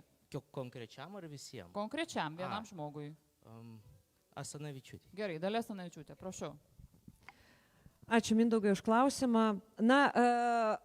Aš manau, kad tai yra neteisinga ir čia vienas iš tų higieninių klausimų, kurie turėtų būti išspręs pagaliau kitoj kadencijoje. Tai čia tie patys, kas Sandra sakė, PSD ir sodros klausimai, čia tie patys mokesčių dvigubo ar ne ir kiti dalykai, nes mūsų institucijos dėja ne iki galo suvokia užsieniai gyvenančių problematiką. Ir vienas iš pavyzdžių, kai tu gyveni Jungtinėje karalystėje ir nedeklaravę savo išvykimo ir tau kaupėsi PSD skola. Ir tu ją gali nuimti, anuliuoti tik tada pateikus tam tikrą formą, kai tu turi darbo santykius. Bet jeigu tu esi, pavyzdžiui, gaunantis neįgalumą, jeigu tu esi, pavyzdžiui, studentas, tai tuomet jie nežino Lietuvoje, kokios tau reikia patekti formos ir duoda išrašą visiškai nesusijusi. Tai čia vienas iš tų klausimų, kur yra tiesiog neišspręsta, nes iki galo nėra aktualizuota problematika. Todėl aš sakau, tai yra neteisinga, tai yra spręstinas ir ta kitoje kadencijoje bus viena iš užduočių. Taip, tai sakau, tai yra neteisinga, tai yra spręstina ir tai viena iš užduočių, nes buvo klausimas, ar tai yra teisinga ar neteisinga, tai yra neteisinga. Gerai. Prašau. Einarui beje irgi galite užduoti klausimą, nes ten jo klausimas buvo visiems. Tai prašau. Aš jam ir užduosiu klausimą, nes čia sakė žmogus per trumpai kalbą. Taip, tokį ilgesnį. Kaip vertinate J.D. Vance pasisakymus Ukrainos klausimais? Pagarsiau truputį. Kaip vertinate J.D. Vance pasisakymus Ukrainos klausimais? J.D. Vance kas tokia yra? Matot, man daugiau nieko nereikia žinoti. Čia vyras. Toks vyras. Iš esmės, aš išeivijoje gyvenau ir dirbau išeivijos klausimais, o ne J.D. Vance. Man neįdomu tas J.D. Vance. Man svarbiausia yra, kas jums aktualu visų pirma. Man tas aktualu. Bet kokiu atveju, gerai, tau aktualu, būtent man tai pavyzdžiui, Teikerio labiau patinka pasisakymai, sakykim taip. O jūs žinot, kas toks J.D. Vance yra? Nežinau. Na, tai man daugiau nereikia. Ir principė, aš nebūtinai kiekvieną šunį turi žinoti. Ir vienas dalykas. O pavyzdžiui, man svarbiau yra, ką prezidentas daro Lietuvos vardu. Kai jisai bučiuoja svetimus šalies škudurus, o Lietuvos krauju irgi Lietuvos vėliava irgi krauju yra lietuviškų, yra nekartą pragirdyta. Apie tai tyli. Tai galite patikslinti, ką jūs turite omeny, kas šitos svetimės? Jeigu mes apie Ukrainą čia kalba eina iš principo, tai aš toksai santykis yra. Man atrodo, iš principo turėtų būti Lietuvai svarbiau Lietuvos klausimai, o ne 3 milijardus atiduoti kažkokiai tai Ukrainai, kuri visus pinigus išnaudojo kariniams reikalams, o ne padėti žmonėms. Gerai, mes turėsim saugumo temą, matau, bus įdomu čia pasikalbėti šitą temą. Kitam etape toliau. Ačiū. Kitas. Taip, Aušrinė Dalia turėjo, Einaras turėjo klausimą, dar yra Andrius Bagdonas, Zita, Giedrimas ir Mikas. Taip, prašau, kažkuriam iš jų? Aš priklausau konservatorių partijai, palaikiau konservatorius ir čia, iki Ryšių Sunuko. Esu tikrai labai dėkinga, kad turime tokią puikią Seimo narę Dalią Asanavičiūtę. Aš negaliu įsivaizduoti. Tikrai žmogus, kuris čia gyveno, žmogus, kuris žino visą situaciją. Taip, aš esu labai dėkinga ir net negaliu įsivaizduoti, kad kažkas geriau galėtų atstovauti. O kam klausimą turite? Galima prisistatysiu, mano vardas Irena. Aš pati sukūriau Sakartvele lietuvių bendriją, todėl aš žinau, kad tai reikia dirbti tokį darbą. O taip pat buvau garbės konsulė po sovietinėje erdvėje, taip kad aš ir apie tai suvokiu. Tai va. Klausimas taip, palaukit. Klausimas būtinai bus. Ar jūs galvojate, kiekvienam iš jūsų? Ne, vienam užduokit. Žinokit, ponia Irena, užduokit vienam. Uždavė visiems. Čia buvo taip ir neklausimai. O kodėl jau, kaip mano sūnus sakydavo... Kolegos, gerbėmieji kraštiečiai, susitarkime. Žinokit, aš esu viena, jūsų daug, man sunku ir čia su kompanija ir dar su jumis. Aušrinė buvo jau, dabar Andriui Bagdonui, pavyzdžiui, galite užduoti, Giedrimui Jeglinskui, Žitai Čepaitį, Mikui Sakalauskui, prašau. Tada aš padarysiu pastabą, kadangi tai neturėjo sėdėti vidury. Gerai, bet klausimą. Jums klausimą. Man klausimą. Atsiprašau, aš mąstau, kad moteris turi valdyti pasaulį, todėl aš nenoriu vyrams uždavinėti klausimą ir duoti jiems. Atsiprašau, užduoti. Tai Čepaitį galite užduoti klausimą, prašau. Azita Čepaitė, aš jau pažinojau. Į mikrofoną kalbėkit, kas kalbat. Gal jau arba užduokit klausimą, arba duokit kolegoms, tada kitiems užduoti. Dalyte, mes jūs labai mylime, aš manau, kad mes net negalime įsivaizduoti. Prie lūpų mikrofoną. Gerai, ar bus klausimas, ponia Irena? Nebus. Gerai, tai tada kitiems perduokim. Gerai, ačiū. Ačiū už komentarus, jie irgi svarbu. Tik šiek tiek spartinkim juos, gerai, prašau. Na, klausimas, kad tikriausiai nelabai patiks kai kuriem asmenim. Ar KGB sąrašų įslaptimas 75 metam rodo tai, kad Seime yra, galimai yra KGB agentų ir ar pritarėt, ir ar jie pritarė represijams vykdytoms Lietuvoje? Čia būtų Seimo nariams klausimai. Prašau. Bet kuriam iš jūsų.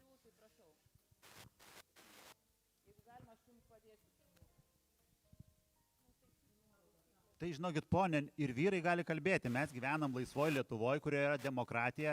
Čia taip pat yra demokratija. Tai va, tai klausimas labai geras. Aš manau, kad jau seniai reikėjo išviešinti visus KGB buvusius agentus ir uždaryti šitą klausimą. Ir visi žinotų, kas dirbo sovietams ir kas nedirbo. Ir labai paprastas ir aiškus atsakymas.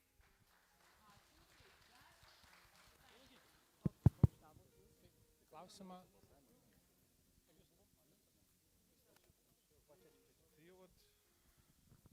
Sveiki, aš Kristina. Taip, Zita Čepaitė, Giedrimas Jeglinskas, Mikas Sakalauskas, 3 dar kandidatai, jiems dar klausimai 3 turėtų būti, prašau. Aš iš tikrųjų norėjau paklausti visų, bet kadangi tik vienas žmogus tą gali atsakyti, tai gerbiama Zita, jūs esate kolegos, turėsite dirbti kartu visų mūsų labui. Vietoj patyčių ir rietenų, gal galėtumėte pasakyti, kokių gerų idėjų šiandien pasisėmėte iš kiekvieno kolegos? Pagalvokite kiekvienas asmeniškai, nebūtina atsakyti į mikrofoną. Gerai. Ačiū. Jo, iš tikrųjų, patyčios ir rietenos tie dalykai man tikrai labai svetimi ir kažkaip tai nežinau. Jeigu jūs tą išgirdote, tai labai atsiprašau. Dabar, kas gero, tai vienas dalykas, ko aš pati nespėjau pasakyti, tai yra dėl grąžinimo siekimo, kad grįžtų kuo daugiau užsienio lietuvių į Lietuvą. Ir tai aš išgirdau iš daugelio žmonių ir iš tikrųjų tai labai labai gerai skamba. Ir iš tikrųjų tada būtų, jeigu būtume Seime, sakysim, tas sutarimas tikrai atsirastų, nes sutarimas dėl to, kad reikėtų ir tam tikros informacinio paketo žmonėms grįžtantiems, kad viskas būtų vienoje vietoje ir nereikėtų ieškoti ir blaškytis, kur kokie dokumentų sutvarkyti, ką kam perduoti ir taip toliau. Ir kitas dalykas, taip pat tam tikras grįžimo paketas, kur būtų tam tikri poreikiai, nes šeimos grįžta, jauni specialistai grįžta su tam tikrais poreikiais, šeimos grįžta su tam tikrais poreikiais, tam tikros infrastruktūros į tam tikras vietas, kurie suplanavę grįžti. Tai tam tikras grįžimo paketas, kuriame galėtų būti ir finansinės paskatos įtrauktos. Tai va šitas dalykas labai geras, kaip sakiau, girdėjau iš daug ko ir labai džiaugiuosi. Nu va, ir galit burti koaliciją čia visų štai esančių ir dirbti visi kartu. Gerai, ačiū. Dar, taip, Giedrimas Jeglinskas, Mikas Sakalauskas, dar 2 klausimai, prašau. Giedrimui Jeglinskui. Kas lėmė jūsų teisinį išsilavinimą turinčio asmens pasirinkimą eiti su Skvernelio vadovaujama partija? Aš, sakėt, kaip teisinį išsilavinimą turinčio. Na, aš neturiu tokio tiesioginio teisinio išsilavinimo, gal dėl to ir pasirinkau. Ne, juokauju, bet čia į jūsų klausimą, čia taip sakyti, reaguojant, reiškia, bet ką aš noriu pasakyti, kai aš grįžau po daugybės metų užsienyje dirbti į vyriausybę, kaip krašto apsaugos viceministras, atėjau į Sauliaus Skvernelio vyriausybę ir iš tikro padarėme labai daug. Dabar jūs galite, ką norit manyti apie jį, apie partiją, kas ten buvo, kas ten su kuo. Iš esmės, aš manau, kad buvo viena kompetitingiausių vyriausybių istorijoje. Yra žmonės, kurie atėjome padaryti darbus. Tikrai su mano srity tai buvo krašto apsauga, iš tikrųjų sustiprinti Lietuvą, atvesti daugiau Amerikos, atvesti dar daugiau NATO pajėgų ir taip toliau. Ta ir padarėme. Ir ko, aš manau, būtent dabar trūksta, tai yra tų kompetencijų ir profesionalizmo, kad žmonės, kurie ateina į savo sritį, ne tai, kad tik tu paplėpi, pariekau ir jau tu čia esi ekspertas, gali vadovauti ministerijam ar komitetam, čia ne apie tai. Žmonės turi ateiti su vadovavimo patirtim, turi ateiti su kompetencijom ir su žiniomis. Ir su labai aiškia vizija, ką norime pasiekti. Mano vizija yra labai aiški. Čia kalbant su Junktinės karalystės arba Amerikos lietuviais, tai yra iš tikrųjų viena Lietuva, kad mes esame viena Lietuva, o bendrai saugi, atvira, turtinga Lietuva. Ženkime žingsnį į vakarus toliau, su žmonėmis iš vakarų. Ačiū. Ačiū. Ir dar vienas klausimas Mikui Sakalauskui, gal kažkas galėtumėt užduoti jį? Nu, labai blogai, dabar man reikės galvoti už jūs. Prašau? Nereikia klausimų, nu kodėl? Ne, čia vis tiek turim. Palaukit. Slaido daug yra, tai prašom. Bandau žiūrėti slaido, man tik tai labai, žinokit, neveikia internetas. Prašau, labai sunku pasižiūrėti. Aš norėčiau užduoti klausimą, galbūt visiems. Ne visiems vienam reikia. Vienam, gerai, tada vienam. Mano vardas yra Danguolė ir kiek mes čia girdėjome, kad yra problema su dviguba pilietybė, kad Konstitucijoje yra įstatymas, kuris, tarkim, kiša pagalius į ratus. Taip? Tai man yra toks klausimas, ar Seimo nariai gali priimti balsavimų pakeitimus konstituciniam įstatymui ir tiesiog spręsti šitą problemą pilietybės, dvigubos pilietybės. Danguolė, jūs esate Miko žmona, tai kaip ką dabar darys? Taip. Interesų konfliktas kažkoks. Ar galima Seime nubalsuoti Seimo nariam, priimti konstitucinį pakeitimą? Prašau, žmonos klausimą. Kalbėjot namuose apie tai, ar ne? Kalbėjom apie tai.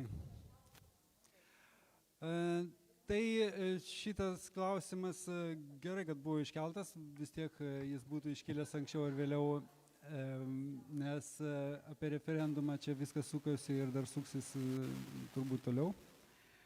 Tai būtent dėl referendumo, aš tai įsitikinęs, kad čia migrantams taip morka pakabinta tokia, kad visi bėgtų į tą referendumą ir balsuotų ir ten dalyvautų ir taip toliau. Nes iš tikrųjų situacija yra tokia, kad Konstitucijoje įrašyta, kad negali būti kitos šalies pilietis. Bet ar ne Seimas ir gali pakeisti Konstituciją? O pavyzdžiui, o teisiškai aš jums pasakysiu, kai prasidėjo karas Ukrainoje, taip skaičiau, taip, ne, jūs paskaitykit pabaigą. Pirmas skirsnio, tai ne visas skirsnis, paskaitykit Konstituciją. Seniai skaitėt, matyt. Tik tai keli punktai pirmo skirsnio galimi keisti per Konstituciją. Patikslinimui, Konstitucijos straipsniai keičiami referendumu. Tai čia tas ir nėra kelio pasų. Taip, o kai prasidėjo karas Ukrainoje, kokiu būdu... Ar karas, ar maras, ar dar kažkas yra įrašyta, Du buvo pakeisti. Per 2 mėnesius nuo to, kai prasidėjo karas. 2.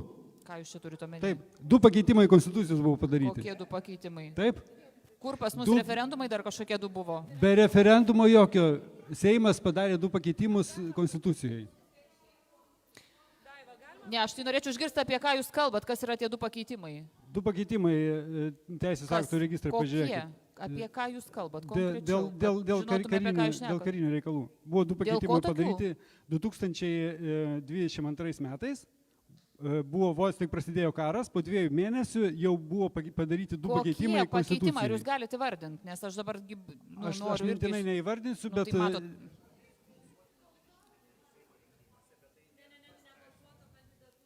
Kandidatuot nuo 21 Seimo rinkimuose. Ne, karinis buvo, būtent karinis tikrai aš atsimenu, kad buvo. Buvo. Man atrodo, kad jūs kažkokią netikslę informaciją turite. Gaila, neužsirašiau. Tai vat reikia užsirašyti, žinokit. Gerai.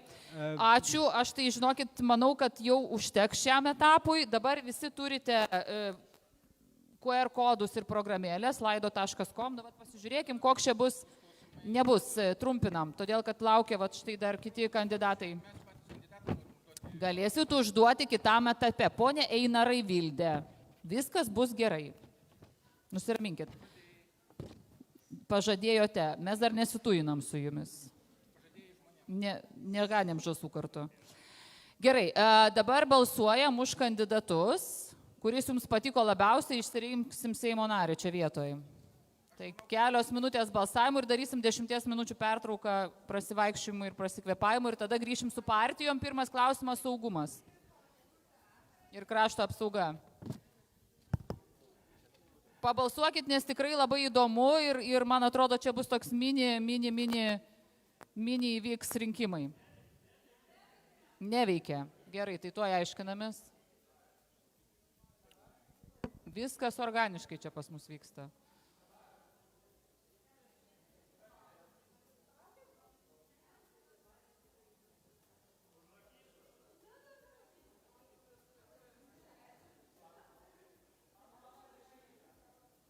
Ar visi nuskanavo tą QR kodą? Pamėginkit gal dar kartą, čia nebent gal koks ryšys, gali būti ryšio problema. Yra plakatas, nuo kurio galima, štai šitas lapas, nuo kurio nusiskanuoti.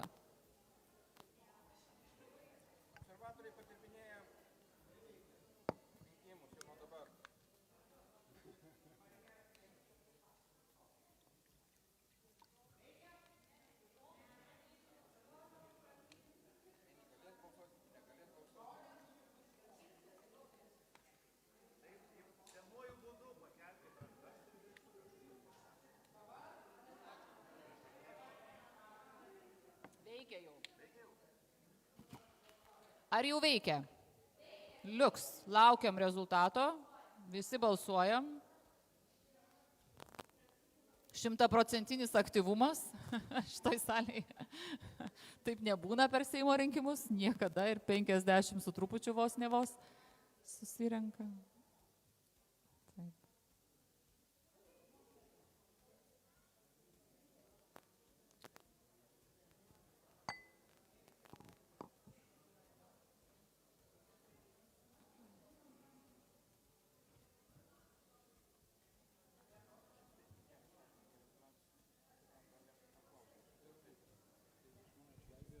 Šiaip nežinau kaip jums, man atrodo, šiuo atžvilgiu rinkimai yra ne visi sąžiningi, dėl to, kad nebuvo įtrauktas vienas etapas.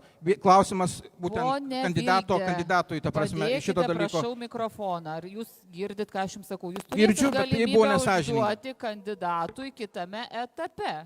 Esmė ir yra, kad būtent žmogus turi žinoti ir kitokias nuomonės, nes tada automatiškai gaunasi žymiai plačiau informacija apie tą žmogų, už kurį norima balsuoti. Dabar šiai dienai, šiam momentui net nežino tam tikros informacijos ir...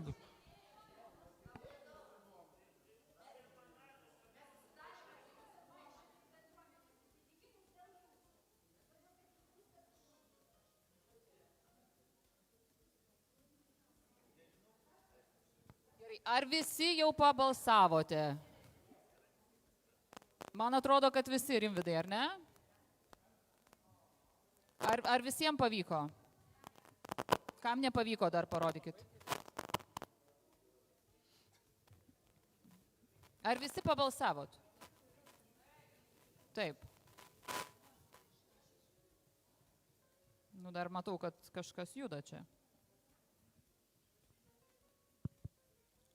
Balsuoti galite QR kodas arba eikite slido.com ir debatai Londone.